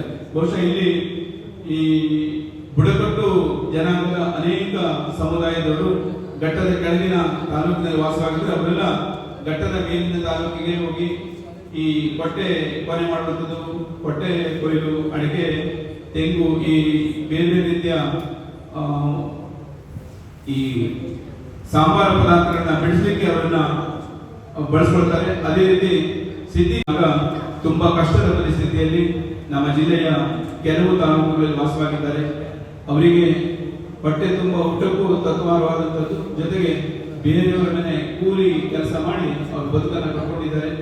ವಿಶೇಷವಾಗಿ ಅವ್ರ ಬಗ್ಗೆ ಹೇಳ್ಬೇಕಂದ್ರೆ ಅವರೆಲ್ಲ ಡಮಾಮಿ ಕುಣಿತ ಇದೆ. ಬಹುಶಃ ಬೆಳಿಗ್ಗೆ ಆ ಡಮಾಮಿ ಕುಣಿತಗಳನ್ನ ನೋಡಿದ್ರಿ. ಅದು ಸಮೂಹ ಸಂಘಟನೆಗಾಗಿ ಅವರು ಬಸ್ತಾವ್ ಸಿದ್ಧಿಯನ್ನ ನಾಯಕನಾಗಿ ಮಾಡಿಕೊಂಡು ಅವರು ಕಾಡಿನಲ್ಲಿ ವಾಸವಾದಂತ ಸಂದರ್ಭದಲ್ಲಿ ಈ ಹಾಡುಗಳು, ಡಮಾಮಿ ಹಾಡುಗಳು ಅಂದ್ರೆ ಬೆಳಿಗ್ಗೆ ಅವರು ಕೆಲಸ ಮಾಡಿ ಸಂಜೆ ಮನೆಗೆ ಹೋದ ನಂತರ ಮನೆ ಮಂದಿ ಎಲ್ಲ ಸೇರಿ ಬೆಳಗಾಗಲವರೆಗೂ ಈ ಡಮಾಮಿ ಕುಣಿತದಲ್ಲಿ ಭಾಗವಹಿಸುವುದು ವಿಶೇಷವಾದ ಅವರ ಸಂಪ್ರದಾಯ.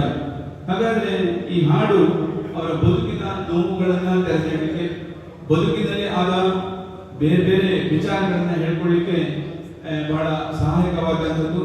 ನಮ್ಮ ಜೂಲಿಯನ್ ಇವರು ಡಮಾಮಿ ಕುಣಿತದ ನಾಯಕಿಯಾಗಿ ಇಡೀ ನಮ್ಮ ದೇಶದ ತುಂಬೆಲ್ಲ ಆ ಪ್ರದರ್ಶನ, ಆ ಕಲೆಯನ್ನ ಪ್ರದರ್ಶನ ಮಾಡೋದ್ರ ಮೂಲಕ ಸಿದ್ಧಿ ಈ ಬುಡಕಟ್ಟು ಜನರ ಸಾಂಸ್ಕೃತಿಕವಾಗಿ ಇವತ್ತಿನವರೆಗೂ ಜೀವಂತವಾಗಿ ಇಟ್ಟಿದ್ದಾರೆ.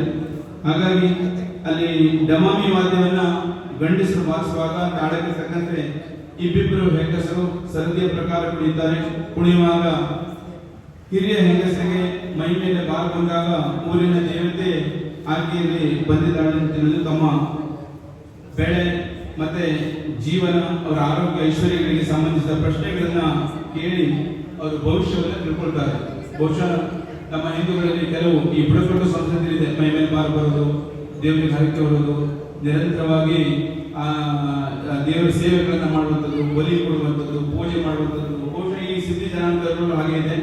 ಅದು ಡಮಾಮಿ ಕುಣಿತದ ಸಂದರ್ಭದಲ್ಲಿ ಅವ್ರಿಗೆ ಮೈ ಮೇಲೆ ಭಾರ ಬರ್ತದೆ. ಭಾರ ಬಂದಾಗ ಅವರಲ್ಲಿರ್ತಕ್ಕಂಥ ಕೆಲವು ಪ್ರಶ್ನೆಗಳನ್ನ ಕೇಳಿ ಉತ್ತರಗಳನ್ನ ಪಡ್ಕೊಳ್ತಕ್ಕಂಥ ಒಂದು ವ್ಯವಸ್ಥೆ ಅವರಲ್ಲಿದೆ. ಒಟ್ಟಾರೆಯಾಗಿ ಅದು ಹಬ್ಬ ಹರಿದಿನ ಇರ್ಬೋದು, ಮದುವೆ, ಮುಂಜೆ, ಆನಂತರ ವಿಶೇಷ ದಿನಗಳಲ್ಲಿ ಅವರು ರಾತ್ರಿ ಜಾಗರಣೆ ಮಾಡಿ ಡಮಾಮಿಯನ್ನ ಬಾರಿಸ್ತಾರೆ. ಪೋರ್ಚುಗೀಸರ ದಬ್ಬಾಳಿಕೆಯಿಂದ ಎಲ್ಲವನ್ನ ಕಳೆದುಕೊಂಡು ಅನಾಥ ಸ್ಥಿತಿಯಲ್ಲಿರುವಾಗ ಬಹುಶಃ ಅವರ ಕಷ್ಟ ಸಂದರ್ಭದಲ್ಲೆಲ್ಲ ಡಮಾಮಿ ಅವರಿಗೆ ಧೈರ್ಯ ತುಂಬಿದೆ. ಹಾಗಾಗಿ ಅವ್ರ ಕಡೆ ಹೇಳ್ತಾರೆ, ನಮ್ಮ ಬದುಕಿಗೆ ಈ ಡಮಾಮಿ ಒಂದು ದಾರಿ ತೋರಿಸಿದೆ, ಧೈರ್ಯ ತುಂಬಿದೆ. ನಮ್ಮ ಬದುಕನ್ನ ಕಟ್ಟಿಕೊಳ್ಳಿಕ್ಕೆ ಈ ಡಮಾಮಿ ಕುಣಿತ ಪ್ರೇರಣೆ ನೀಡಿದೆ ಹೇಳ್ತಕ್ಕಂಥ ಮಾತನ್ನು ಹೇಳ್ತಾರೆ. ಈ ಕಷ್ಟ ಬಂದಾಗಲೆಲ್ಲ ಡಮಾಮಿ ಒಂದ್ ಕಡೆ ಧೈರ್ಯ ತುಂಬಿದ್ರೆ, ಮತ್ತೊಂದ್ ಕಡೆ ಅವರನ್ನ ಮುಂದಿನ ಜೀವನಕ್ಕೆ ಅವರನ್ನ ಸಾಗಿಸ್ತಕ್ಕಂಥ ಕೆಲಸ ಆ ಕುಣಿತದಲ್ಲಿ ಅವರು ಕಂಡುಕೊಂಡಿದ್ದಾರೆ. ಇಲ್ಲಿ ವಿಶೇಷವಾಗಿ ಒಂದು ತಮಟೆ ಇರ್ತದೆ, ಪಿರ್ಲು ಇರ್ತದೆ, ಪಿಂಪು ಇರ್ತದೆ. ಇದೆಲ್ಲ ಡಮಾಮಿ ಕುಣಿತದ ಪ್ರೇರಣೆ ಆಗಿದೆ ಅವರಿಗೆ. ಈ ಜನಾಂಗದ ಜನಪದ ಕಲೆ ಡಮಾಮಿ ಕುಣಿತ ಇಡೀ ನಾಡಿನ ತುಂಬೆಲ್ಲ ಪರಿಚಯಿಸಿ, ಆ ಕಾರಣಕ್ಕಾಗಿ ಅವರು ಹಂಸಮೋಡ್ ಸಿದ್ಧಿ ಸಾಂಸ್ಕೃತಿಕ ಕಲಾ ತಂಡವನ್ನು ಕಟ್ಟಿ ದೆಹಲಿ, ಮುಂಬೈ, ಲಕ್ಷದ್ವೀಪ, ಸಿಂಗಾಪುರ ಹೀಗೆ ಬೇರೆ ಬೇರೆ ದೇಶ ವಿದೇಶಗಳಲ್ಲೂ ಸಹ ಈ ಕಲೆಯನ್ನು ಪ್ರದರ್ಶನ ಮಾಡಿದ್ದಾರೆ. ಒಟ್ಟಾರೆಯಾಗಿ ಸಿದ್ಧಿ ಜನಾಂಗದ ಡಮಾಮಿ ಕುಣಿತದ ಮೂಲಕ ಇಡೀ ಜನವರ್ಗದ ಬುಡಕಟ್ಟಿನ ಕಲೆ ಮತ್ತು ಸಮೃದ್ಧಿಯನ್ನು ಕಟ್ಟಿಕೊಳ್ಳಲಿಕ್ಕೆ ಅದು ಸಹಾಯಕಾಗಿದೆ. ಒಂದಿಷ್ಟು ನಮ್ಮ ಘಟ್ಟದ ಮೇಲಿನ ತಾಲೂಕಿನ ಕೆಲವು ತಾಲೂಕುಗಳಲ್ಲಿ ವಾಸವಾದಂತಹ ಸಿದ್ಧಿ ಜನಾಂಗ ಉಳ್ಳವರ ಮನೆಯ ಕೂಲಿಯಾಳಾಗಿ ತಮ್ಮ ಬದುಕನ್ನು ಕಂಡುಕೊಂಡು ಅತ್ಯಂತ ಕಷ್ಟದ ಪರಿಸ್ಥಿತಿಯಲ್ಲಿ ಜೀವನವನ್ನು ಸಾಗಿಸ್ತಿದ್ದಾರೆ. ಅವರು ಸಮಾಜದ ಮುಖ್ಯ ವಾಹಿನಿಗೆ ಬರಬೇಕು ಅಂದರೆ ಅವರೆಲ್ಲರೂ ಶಿಕ್ಷಣವನ್ನು ಪಡೆಯಬೇಕು. ಎಲ್ಲರೂ ಶಿಕ್ಷಣವನ್ನು ಪಡೆಯೋದ್ರ ಮೂಲಕ ಅವರ ಬದುಕು ಹಸನಾಗಲಿ ಅಂತ ಈ ಸಂದರ್ಭ ಹೇಳ್ತಾ ಸಿದ್ಧಿ ಜನಾಂಗದ ಕುರಿತು ಮಾತನಾಡಲಿಕ್ಕೆ ಅವಕಾಶ ಮಾಡಿಕೊಟ್ಟಂತ ಜಾನಪದ ಅಕಾಡೆಮಿಯ ಗೌರವದ ಎಲ್ಲ ಸದಸ್ಯರಿಗೆ ಅಧ್ಯಕ್ಷರಿಗೆ ವಂದಿಸಿ ನಾನು ಮಾತು ಮುಗಿಸ್ತೇನೆ. ನಮಸ್ಕಾರ.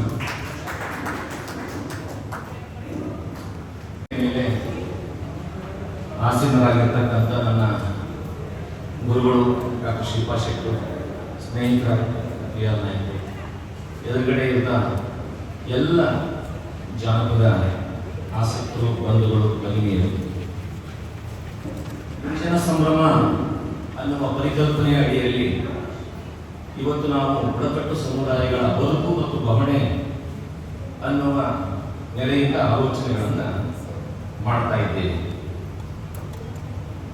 ಕುಣುಬಿ, ಕುಡುಬಿ, ಕುಡುಂಬಿ, ಕುಮರಿ ಅನ್ನುವ ಹಲವಾರು ಹೆಸರುಗಳಿಂದ ಕರೆಯಲ್ಪಡಬಹುದಾಗಿರ್ತಕ್ಕಂಥ ಈ ಜನಪದ ಬುಡಕಟ್ಟು ಇವತ್ತು ಅನುಭವಿಸ್ತಾ ಇರ್ತಕ್ಕಂತಹ ಹಲವಾರು ಸಮಸ್ಯೆಗಳನ್ನು ಗಮನಿಸ್ತಾ ಹೋದರೆ ಪ್ರಾಯಃ ಅದು ಒಂದು ದಿವಸಕ್ಕೆ, ಒಂದು ವರ್ಷಕ್ಕೆ ಮುಗಿಯುವ ಏನು ಆಲೋಚನೆಗಳೆಲ್ಲ ನೋಡಲಿಕ್ಕೆ ಹೋದರೆ, ಇಂಥ ಒಂದು ಸಂದರ್ಭದಲ್ಲಿ ಈ ಬುಡಕಟ್ಟು ಸಮುದಾಯದ ಬಗ್ಗೆ ಇಷ್ಟೇ ಹೊತ್ತು ಮಾತಾಡಿ ಇಷ್ಟನ್ನೇ ಹೇಳಿ ಅಂತ ಹೇಳಿದಂತೂ ಅದು ಹೇಗೆ ಅಂತ ಗೊತ್ತಿಲ್ಲ. ಕಡವನ್ನ ಕರಡಿಗೆ ಹಿಡಿಯುವ ಪ್ರಯತ್ನವೇ ನನಗೆ ಅನಿಸ್ಕೊಡುತ್ತೆ.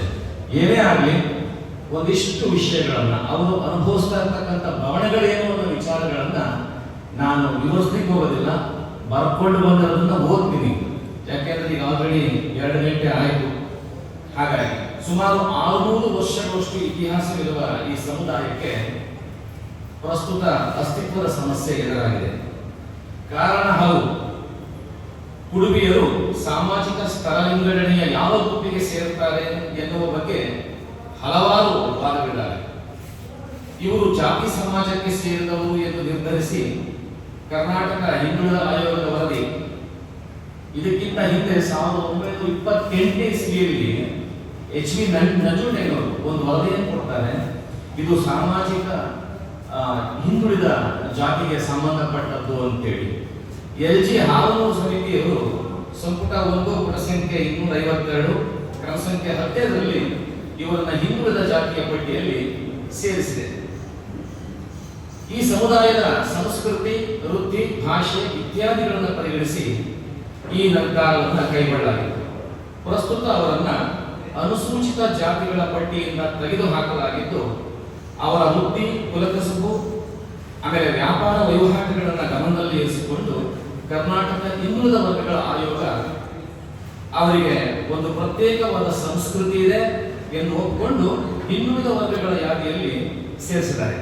ಈ ಕುರಿತಿ ಜನಾಂಗಕ್ಕೆ ಪ್ರಾಯಶಃ ಈ ರೀತಿಯ ಒಂದು ಸರ್ಕಾರದ ಆಲೋಚನೆ ಅಥವಾ ನಿರ್ಧಾರ ಬಹಳ ನೋವನ್ನು ಮಾಡೋದು. ಪ್ರಾಯಃ ಅದನ್ನೆಲ್ಲೂ ಸಹ ಅವರು ವ್ಯಕ್ತಪಡಿಸ್ತಾ ಇಲ್ಲ. ಎನ್ನ ಪಾಡಲಾಗಿರಲಿ ಅದರ ಹಾಡನ್ನಷ್ಟೇ ಹಾಡ್ತೀನಿ ಓರಿಸಿದ ಅಂತೇಳಿ ಒಂದು ಪ್ರೊಸೆಷನ್ಗೂ ಹೋಗ್ತಾರೆ. ಇಂಥ ಸಮಾರಂಭಗಳಲ್ಲೂ ಸಮೇತ ಅವರು ತಮ್ಮ ಹೋಳಿ ನೃತ್ಯವಾಗಿರಬಹುದು ಅಥವಾ ಗುಂಪೆ ನೃತ್ಯವಾಗಿರಬಹುದು ಇವುಗಳನ್ನ ಮಾಡ್ತಾರೆ. ಆದರೆ ಆ ನೋವುಗಳನ್ನ ಹೇಳ್ಕೊಡ್ಲಿಕ್ಕೆ ಸಮರ್ಥವಾಗಿರ್ತಕ್ಕಂಥ ಒಂದು ಮುಖವಾಣಿ ಇಲ್ಲದೆ ಹೋಗಿರೋದು ಇವತ್ತಿನ ಕುಡುಬಿಯರ ಈ ಪರಿಸ್ಥಿತಿಗೆ ಕಾರಣ ಅಂತ ನನ್ನ ಅಭಿಪ್ರಾಯ. ನಾನಿನ್ನ ಈ ರೀತಿಯಲ್ಲಿ ನಿರ್ವಹಿಸಿಕೊಳ್ತೀನಿ. ಭೌತಿಕ ಮಾನವಶಾಸ್ತ್ರ ಹಾಗೂ ಸಾಂಸ್ಕೃತಿಕ ಮಾನವಶಾಸ್ತ್ರದ ದೃಷ್ಟಿಯಿಂದ ಅವರನ್ನು ಬುಡಕಟ್ಟು ಎಂದೇ ಒಪ್ಪಿಕೊಳ್ಳಬೇಕಾಗುತ್ತದೆ. ಸಾಮಾನ್ಯವಾಗಿ ಬುಡಕಟ್ಟು ಸಮುದಾಯವೊಂದು ತನ್ನ ಪರಿಸರದಿಂದ ಪ್ರತ್ಯೇಕವಾದ ಭಾಷೆ, ಆಚಾರ ವಿಚಾರಗಳನ್ನು ಹೊಂದಿರುತ್ತೆ. ಈ ಬುಡಕಟ್ಟುಗಳು ವೈದಿಕ ಧರ್ಮದ ಪ್ರಭಾವದಿಂದ ತಪ್ಪಿಸಿಕೊಂಡದ್ರಿಂದ ತಮಗೇ ವಿಶಿಷ್ಟವಾದ ಸಂಸ್ಕೃತಿಗಳನ್ನು ರೂಪಿಸಿಕೊಂಡರು. ಈ ವಿಶಿಷ್ಟ ಅವಕಾಶ ಜಾತಿ ಸಮಾಜಗಳಿಗೆ ದೊರಕಲಿಲ್ಲ. ಆಧುನಿಕ ಕಾಲದಲ್ಲಿ ಉಂಟಾಗ್ತಿರುವ ಸಾಂಸ್ಕೃತಿಕ ಸಂಕ್ರಮಣದ ಫಲವಾಗಿ ಈ ಸಮುದಾಯ ವೈದಿಕ ವ್ಯವಸ್ಥೆಯ ತೆಕ್ಕೆಗಳಿಗೆ ಇವತ್ತು ಬರ್ತಾ ಇರೋದು. ದಕ್ಷಿಣ ಕನ್ನಡ ಜಿಲ್ಲೆಯ ಕುರುಬಿ ಸಮುದಾಯ ಇವತ್ತು ಪೂರ್ತಿ ಎಲ್ಲೋ ಒಂದು ಕಡೆ ನಮಗೆ ಅರಿವಿಲ್ಲದಂತೆ ವೈದಿಕ ಏನು ಹಸ್ತಕ್ಷೇಪದಿಂದ ಒಂದು ರೀತಿಯಲ್ಲಿ ತಮ್ಮ ಮೂಲ ಸಂಸ್ಕೃತಿಯ ಸೆಲೆಗಳನ್ನ ಮರಿತಾ ಇದೆ. ಇದು ಒಂದು ದುರಂತ ವಿಷಯ ನೋಡ್ಲಿಕ್ಕೆ ಹೋದ್ರೆ. ಹಾಗಾಗಿ ಇವರ ರೀತಿ ನೀತಿ ನಡವಳಿಕೆಯಲ್ಲಿ ವೈದಿಕ ಧರ್ಮದ ಅನೇಕ ಗುಣಲಕ್ಷಣಗಳನ್ನು ಗುರುತಿಸಬಹುದಾಗಿದೆ. ಜೊತೆಗೆ ತಮ್ಮ ಅನನ್ಯತೆಯನ್ನು ಉಳಿಸಿಕೊಳ್ಳುವಲ್ಲಿ ಹೆಣಗುತ್ತಿರುವುದು ಸ್ಪಷ್ಟವಾಗಿ ಕಾಣಿಸ್ತಾ ಇದೆ. ನಿರ್ಮಲ್ ಕುಮಾರ್ ಸೇನ್ ಅವರು ಒಂದು ಅಭಿಪ್ರಾಯ ಕೊಡ್ತಾರೆ ಈ ರೀತಿಯಲ್ಲಿ: ಬುಡಕಟ್ಟಿನ ಜನ ತಮ್ಮ ಹಬ್ಬ, ಮದುವೆ, ಸಾವು ಈ ಮೂರೂ ಸಂದರ್ಭಗಳಲ್ಲಿ ಬ್ರಾಹ್ಮಣ ಪೌರೋಹಿತ್ಯಕ್ಕೆ ಅವಕಾಶ ನೀಡದೆ ತಾವೇ ನಡೆಸಿಕೊಂಡು ಹೋಗ್ತಾರೆ. ಎಲ್ಲಿಯವರೆಗೂ ಈ ಪರಿಸ್ಥಿತಿ ಉಳಿದಿರುತ್ತದೋ ಅಲ್ಲಿ ತನಕ ಬುಡಕಟ್ಟು ತನ್ನ ಮೂಲ ರೂಪದಲ್ಲಿ ಉಳಿದಿರುತ್ತದೆ. ಹೀಗಿದ್ದರೂ ಅವರು ಸುತ್ತಲಿನ ಇತರ ಜಾತಿಯವರೊಂದಿಗೆ ಬೆರೆಯುತ್ತಾರೆ. ಆದರೆ ಯಾವಾಗ ಅವರು ತಮ್ಮ ಜೀವನಾವರ್ತನದಲ್ಲಿ ಬ್ರಾಹ್ಮಣ ಪೌರೋಹಿತ್ಯವನ್ನು ಒಪ್ಪಿಕೊಂಡರೋ ಆಗ ಬುಡಕಟ್ಟು ತನ್ನ ಮೂಲ ಸ್ವರೂಪವನ್ನು ಕಳೆದುಕೊಳ್ಳುತ್ತದೆ ಅಂತೇಳಿ ಇದು ಒಂದು ಎಚ್ಚರಿಕೆಯ ಸಂದೇಶ. ಆದರೆ ಇವತ್ತು ನಮ್ಮ ಉತ್ತರ ಕನ್ನಡ ಜಿಲ್ಲೆಯ ಹಲವಾರು ಈ ಬುಡಕಟ್ಟು ಸಮುದಾಯಗಳಿಗೆ ಈ ಸ್ವರೂಪ ಪ್ರಜ್ಞೆಯ ಜಾಗೃತಿ ಆಗಬೇಕಾಗಿದೆ. ನಿಜವಾದ ನಮ್ಮ ಸಂಸ್ಕೃತಿಯ ಮೂಲ ಏನು ಅನ್ನುವ ಅರಿವು ಯಾರೋ ಸಂಶೋಧಕರಿಂದ ಇನ್ಯಾರೋ ವಿದ್ವಾಂಸರಿಂದ ಆಗಬೇಕಾಗಿಲ್ಲ, ಆಯಾ ಸಮುದಾಯಗಳಿಗೆ ಆಗಬೇಕಾದ ಅನಿವಾರ್ಯತೆ ಇದೆ. ಎಲ್ಲೋ ಒಂದು ಕಡೆಯಲ್ಲಿ ಇಂತಹ ಸಂಸ್ಕೃತಿನಿಷ್ಠ ಆಲೋಚನೆಗಳೆಲ್ಲವೂ ಸಮೇತ ವ್ಯಾಪಾರೀಕರಣಕ್ಕೊಳಗಾಗಿ ನಮಗೆ ಅರಿವಿಲ್ಲದಂತೆ ತಮ್ಮ ಸಂಸ್ಕೃತಿಯ ಮೂಲ ಸೆಲೆಗಳನ್ನು ಮಾರ್ಕೊಡ್ತಾ ಇದ್ದಾರೆ ಅನ್ನುವ ಕಟು ಸತ್ಯ ಇವತ್ತು ಸಮುದಾಯಗಳಿಗೆ ಆಗ್ತಾ ಇದೆ. ಇದು ಒಂದು ರೀತಿ ವಿಪರ್ಯಾಸವೇ ಅಂತ ನನ್ನ ಅಭಿಪ್ರಾಯ. ಯಾವುದೇ ಒಂದು ಬುಡಕಟ್ಟು ಜೆನೆಟಿಕ್ ಫೋರ್ಸ್ ಅಂದ್ರೆ ಆನುವಂಶೀಯವಾಗಿರ್ತಕ್ಕಂಥ ಪ್ರಭಾವದಿಂದ ತನ್ನ ಮೂಲ ಸೆಲೆಗಳನ್ನು ಉಳಿಸ್ಕೊಂಡು ಬರುತ್ತೆ. ದುರಂತ ಏನು ಗೊತ್ತಿಲ್ಲ, ಇದು ಆನುವಂಶಿಕ ಜೆನೆಟಿಕ್ ಫೋರ್ಸ್ ಎಂದರೆ ಆನುವಂಶಿಕ ಪ್ರಭಾವ. ಅದು ಪೀಳಿಗೆಯಿಂದ ಪೀಳಿಗೆ ಬರಬೇಕು. ಆದರೆ ಇವತ್ತಿನ ಸಮಾಜ ಆಧುನಿಕ ನಾಗರಿಕ ಬಡಿವಾರಗಳ ಚಿತಾವಣೆಯಿಂದ ಅದು ತನ್ನ ಮೂಲ ಸ್ವಭಾವದ ಪ್ರಕೃತಿಯನ್ನ ಮರೆಯುತ್ತಿದೆಯೇನೋ ಎಂಬ ಅನುಮಾನ ನನಗೆ ಬರುತ್ತೆ. ಹೀಗೆ ಹೊರಗಿನ ಪ್ರಭಾವಗಳಿಂದ ಸ್ವಭಾವ ಮುಚ್ಚಿ ಹೋಗುವ ಸಂದರ್ಭಗಳು ಹೆಚ್ಚಿರುವುದರಿಂದ ಸಂಸ್ಕೃತಿಗೆ ಅಪಾಯ ತಪ್ಪಿದ್ದಲ್ಲ. ಈ ಕಾರಣಗಳಿಂದ ಸಂಶೋಧಕರು ಮಾನವಶಾಸ್ತ್ರದ ಪ್ರಕಾರ ಬುಡಕಟ್ಟು ಎಂದು ಗುರುತಿಸಬಹುದಾದ ಕೊಡುಗೆಯಲ್ಲಿ ಕಾಣಿಸುವ ಸಾಂಸ್ಕೃತಿಕ ಸಮಾನಾಂಶಗಳ ನಿಟ್ಟಿನಿಂದ ಅವರನ್ನ ಒಂದು ಜನಪದ ವರ್ಗ ಎಂದು ಪರಿಗಣಿಸುತ್ತಾರೆ. ಇಂದು ಅವರಲ್ಲಿ ಅನೇಕ ಮಂದಿ ಕೃಷಿಕರಾಗಿರೋದ್ರಿಂದ ಒಂದು ವೃತ್ತಿ ವರ್ಗ ಎಂದೂ ಸಮೇತ ಅವ್ರ ಮನೆಯಲ್ಲಿ ಎಲ್ಲಾ ವಿಚಾರಗಳನ್ನ ಹೇಳಿ ಆದ ನಂತರ ನನಗೆ ಅವರು ಊಟ ಮಾಡ್ಕೊಂಡು ಹೋಗಿ ಸರ್ ಅಂತ ಹೇಳಿದ್ರು. ಮರಾಠಿ ಮಿಶ್ರಿತ ಕೊಂಕಣಿ ನನ್ನ ಮಾತೃಭಾಷೆ ಕೊಂಕಣಿ ಆಗಿದ್ದರಿಂದ ನಮ್ಮಿಬ್ಬರ ನಡುವೆ ಸಂವಾದ ಮತ್ತು ಏನು ಆಲೋಚನೆಗಳಿಗೆ ಏನು ತೊಂದರೆ ಆಗಲಿಲ್ಲ. ಹಾಗಾಗಿ ಊಟ ಮಾಡ್ಕೊಂಡು ಹೋಗಿ ಅನ್ನೋ ಒಂದು ಸಲಿಗೆ ಅಂತ ಅವ್ರು ಹೇಳಿದ್ರು. ನಾನು ಕೂತ್ಕೊಂಡೆ. ಈ ಗದರಕ್ಕಿ ಭತ್ತ ಅಂತ ಹೇಳ್ತೀವಿ, ಈ ಕೆಂಪು ಭತ್ತದ ಇದ್ದಾರೆ. ದುರಂತ ಇದು. ರಾಯಚೂರು ವಿಶ್ವವಿದ್ಯಾಲಯ, ಕೃಷಿ ವಿಶ್ವವಿದ್ಯಾಲಯ ಇನ್ನು ಮೇಲೆ ಭಾರತೀಯರು ಕೀಟಗಳನ್ನು ಅನಿವಾರ್ಯವಾಗಿ ತಿನ್ನಬೇಕಾದ ಪರಿಸ್ಥಿತಿ ಬರುತ್ತೆ ಅಂತೇಳಿ ಅಂತಹ ಕೀಟಗಳ ಉತ್ಪತ್ತಿ ಹೇಗೆ ಅನ್ನೋದ್ರ ಬಗ್ಗೆ ಇವತ್ತು ಚರ್ಚೆ ಮಾಡ್ತಾರೆ, ಸಂಶೋಧನೆ ಮಾಡ್ತಾರೆ. ದುರಂತ ನೋಡಿ, ನಾವಿದನ್ನು ತಿಂತೀವಿ ಅಂತ ಇನ್ನೊಬ್ಬರಿಗೆ ಗೊತ್ತಾಗಬಾರದು ಅನ್ನೋ ಕಾರಣಕ್ಕೆ ಅವರ ಆಹಾರ ಸಂಸ್ಕೃತಿಯನ್ನೇ ಮರಿತಾ ಇರೋದು ಸ್ವರೂಪ ಪ್ರಜ್ಞೆಯ ಅಜಾಗರೂಕತೆ ಅಂತ ಹೇಳಿ ನಾನು ಇಷ್ಟಪಡ್ತೇನೆ. ಪ್ರಾಯಶಃ ಹೀಗಾಗಿದ್ದೇ ಆದರೆ ಕುಣಿಗಳು ಮತ್ತೊಮ್ಮೆ ತಮ್ಮ ಜಾತಿಗೋಸ್ಕರವಾಗಿ, ತಮ್ಮ ವೃತ್ತಿಗೋಸ್ಕರವಾಗಿ, ತಮ್ಮ ಸಂಸ್ಕೃತಿಗೋಸ್ಕರವಾಗಿ ಮತ್ತೊಮ್ಮೆ ಹೋರಾಡಬೇಕಾದ ಪರಿಸ್ಥಿತಿ ಬರುತ್ತೆ ಅನ್ನೋದು ಅನಿಸಿಕೊಳ್ಳುತ್ತೆ. ಹಾಗಾಗಿ ಹೊರಗಿನ ಪ್ರಭಾವಗಳಿಂದ ಮುಕ್ತವಾಗಿ ತಮ್ಮ ತನವನ್ನು ಉಳಿಸಿಕೊಳ್ಳುವ ಅಥವಾ ತಮ್ಮ ಸ್ವಂತಿಕೆಯನ್ನು ಉಳಿಸಿಕೊಳ್ಳುವ ನೆಲೆಯಲ್ಲಿ ಕುರುಬಿಯರು ಯಾವತ್ತೂ ಪ್ರಯತ್ನಿಸ್ತಾರೋ ಆ ದಿವಸ ಅವರು ಒಂದು ಹೆಚ್ಚ ಬುಡಕಟ್ಟಾಗಿ ಉಳ್ಕೊಳ್ಳೋಕೆ ಸಾಧ್ಯ ಇಲ್ಲ. ಹಂಗಂತ ಅಪ್ಗ್ರೇಡ್ ಆಗಬಾರ್ದ ಅಂತ ಕೇಳಬೇಕು. ಅಪ್ಗ್ರೇಡ್ ಆಗಲಿ, ಬೇಕಾದಷ್ಟು ಅಪ್ಗ್ರೇಡ್ ಆಗಿ. ಈಗ ನಮ್ಮ ಸರ್ ಹೇಳ್ತಾ ಇದ್ರು, ಆ ಮುಖ್ಯಗಳ ಸಮುದಾಯದಲ್ಲಿ ಡಾಕ್ಟರ್ಸ್ ಆದರು, ಏನು ಇಂಜಿನಿಯರ್ಸ್ ಆದರು, ವಿಜ್ಞಾನಿಗಳಾದರು ಅಂತ ಹೇಳಿ ಕುಳಿಗಳಲ್ಲೂ ಆಗಿದ್ದಾರೆ. ಬೇಕಾದಷ್ಟು ಜನ ಬೇಕಾದಷ್ಟು ಎತ್ತರ ಸ್ಥಾನಕ್ಕೆ ಏರಿದ್ದಾರೆ. ಆದರೆ ಈ ಸಂಸ್ಕೃತಿಯ ನೆಲೆಯಿಂದ ಆಲೋಚನೆ ಮಾಡಬೇಕಾದಾಗ ಅವರ ಆಚಾರ ವಿಚಾರಗಳನ್ನ ಒಂದು ರೀತಿ ಅಂಡರ್ ಎಸ್ಟಿಮೇಟ್ ಅನ್ನೋ ರೀತಿಯಲ್ಲಿ ತಾನೇ ನಿರ್ಧರಿಸಿ ಪ್ರದರ್ಶನದ ಸಂದರ್ಭದಲ್ಲಿ ಇನ್ನೊಂದನ್ನ ಆರೋಪಿಸ್ಕೊಂಡ್ಬಿಟ್ರೆ ಆ ಸ್ವರೂಪದಿಂದ ಅವರು ಏನಾದರೂ ಅಂತೇಳಿ ವಂಚಿತರಾಗ್ತಾರೆ. ಸೊ ಈ ಹಿನ್ನೆಲೆಯಿಂದ ಎಲ್ಲೋ ಒಂದು ಕಡೆಯಲ್ಲಿ ಬುಡಕಟ್ಟು ಲಕ್ಷಣಗಳು ಅವುಗಳಿಂದ ಮಾಯವಾಗಿ ಎಲ್ಲೋ ಒಂದು ಕಡೆಯಲ್ಲಿ ಆ ಸಂಸ್ಕೃತಿನಿಷ್ಠ ಆವೇಶಗಳೆಲ್ಲವೂ ಸಮೇತ ಒಂದು ರೀತಿ ನಿಯೋ ಕಲೋನಿಯಲಿಸಂನ ಪ್ರಾಡಕ್ಟ್ಗಳಾಗಿ ಹೊರತರುವ ಎಲ್ಲಾ ಲಕ್ಷಣಗಳು ಕಂಡುಬರ್ತವೆ. ಮುಂದೊಂದು ದಿವಸ ಇದೇ ಹೋಳಿ ಕುಣಿತವನ್ನ ಅವರೇ ಮಾಡಬೇಕಾಗತ್ತೆ ಇಲ್ಲ. ಆಗ್ಲೇ ದಿಕ್ಸೂಚಿ ಭಾಷಣವನ್ನ ಮಾಡಿರ್ತಕ್ಕಂಥ ರಾಷ್ಟ್ರೀಯವಾಗಿರ್ಬೋದು, ನಮ್ಮ ಇವರು ಅಧ್ಯಕ್ಷರಾಗಿರ್ಬೋದು, ಒಂದ್ ಕಡೆ ಹೇಳಿದ್ರು, ಪ್ರತಿಯೊಂದು ಸಂಸ್ಕೃತಿ ಅಥವಾ ಪ್ರತಿಯೊಂದು ಜನಾಂಗೀಯ ಆಲೋಚನೆಗಳು ಮಾಡಬೇಕಾದಾಗ ಅದರ ಸಂಸ್ಕೃತಿನಿಷ್ಠ ಆಚರಣೆಗಳು ಬಹಳ ಮುಖ್ಯ ಆಗ್ತಾ ಹೋಗ್ತವೆ. ಆ ಆಚರಣೆಗಳನ್ನು ಏನಾದರೂ ಇನ್ನೊಬ್ರು ಅಥವಾ ಅನ್ಯ ಜಾತಿಯ ಅಥವಾ ಇನ್ಯಾರೋ ಒಬ್ಬರನ್ನು ಅನುಕರಿಸ್ಲಿಕ್ಕೆ ಹೋದ್ರು ಅಂತ ಹೇಳಿದ್ರೆ ಅದು ಸಂಸ್ಕೃತಿ ಹಾಳಾಗುತ್ತೆ. ಅದನ್ನ ಯಾವ ಕಾರಣಕ್ಕೂ ಬಿಟ್ಕೊಡಬಾರ್ದು. ಈ ರೀತಿ ಬಿಟ್ಕೊಳ್ಳೋದ್ರಿಂದ ಏನಾಗುತ್ತೆ ಅಂತ ಹೇಳಿದ್ರೆ ತಮ್ಮ ಮೂಲ ಏನು ಮಾತೃ ಪ್ರಧಾನವಾಗಿರ್ತಕ್ಕಂಥ ಮೂಲ ಸೆಲೆಗಳನ್ನು ಮರೆಯೋದ್ರ ಮೂಲಕವಾಗಿ ಸಂಸ್ಕೃತಿ ಮತ್ತೊಮ್ಮೆ ಎಲ್ಲೋ ಒಂದು ಕಡೆಯಲ್ಲಿ ಇಂಟರ್ ಪಲ್ಯೂಷನ್ ಅಂತೇಳಿ ಆಂತರಿಕವಾದ ಎಲ್ಲೋ ಒಂದು ಕಡೆಯಲ್ಲಿ ಏನು ಪಲ್ಯೂಷನ್ ಆಗ್ತದೆ. ಸೊ ಇದಕ್ಕೇನು ಕಾರಣ ಅಂತ ಹೇಳಿದ್ರೆ ಹೊರಗಡೆಯ ಪ್ರಭಾವ.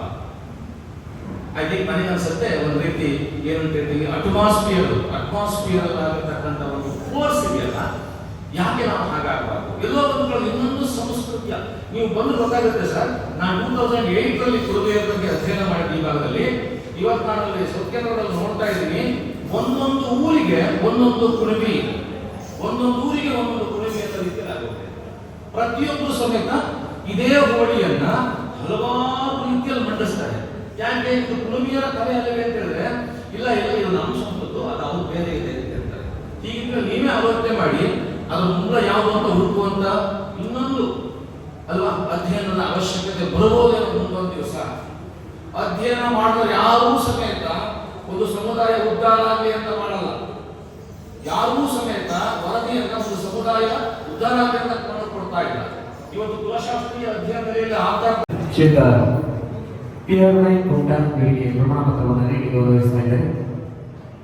ಹಾಗೆ ಜೊತೆಗೆ ಡಾಕ್ಟರ್ ಪ್ರಕಾಶ್ ಡಿ.ವಿ. ಮೂಡುಬಿದಿರೆಯವರು ಕೂಡ ಪ್ರಮಾಣ ಪತ್ರವನ್ನು ನೀಡಿ ಗೌರವಿಸಿದ್ದಾರೆ. ಚಪ್ಪಾಳೆ ಮೂಲಕ ಈ ಪ್ರಬಂಧ ಮಂಡಕರಿಗೆ ಹಾಗೆ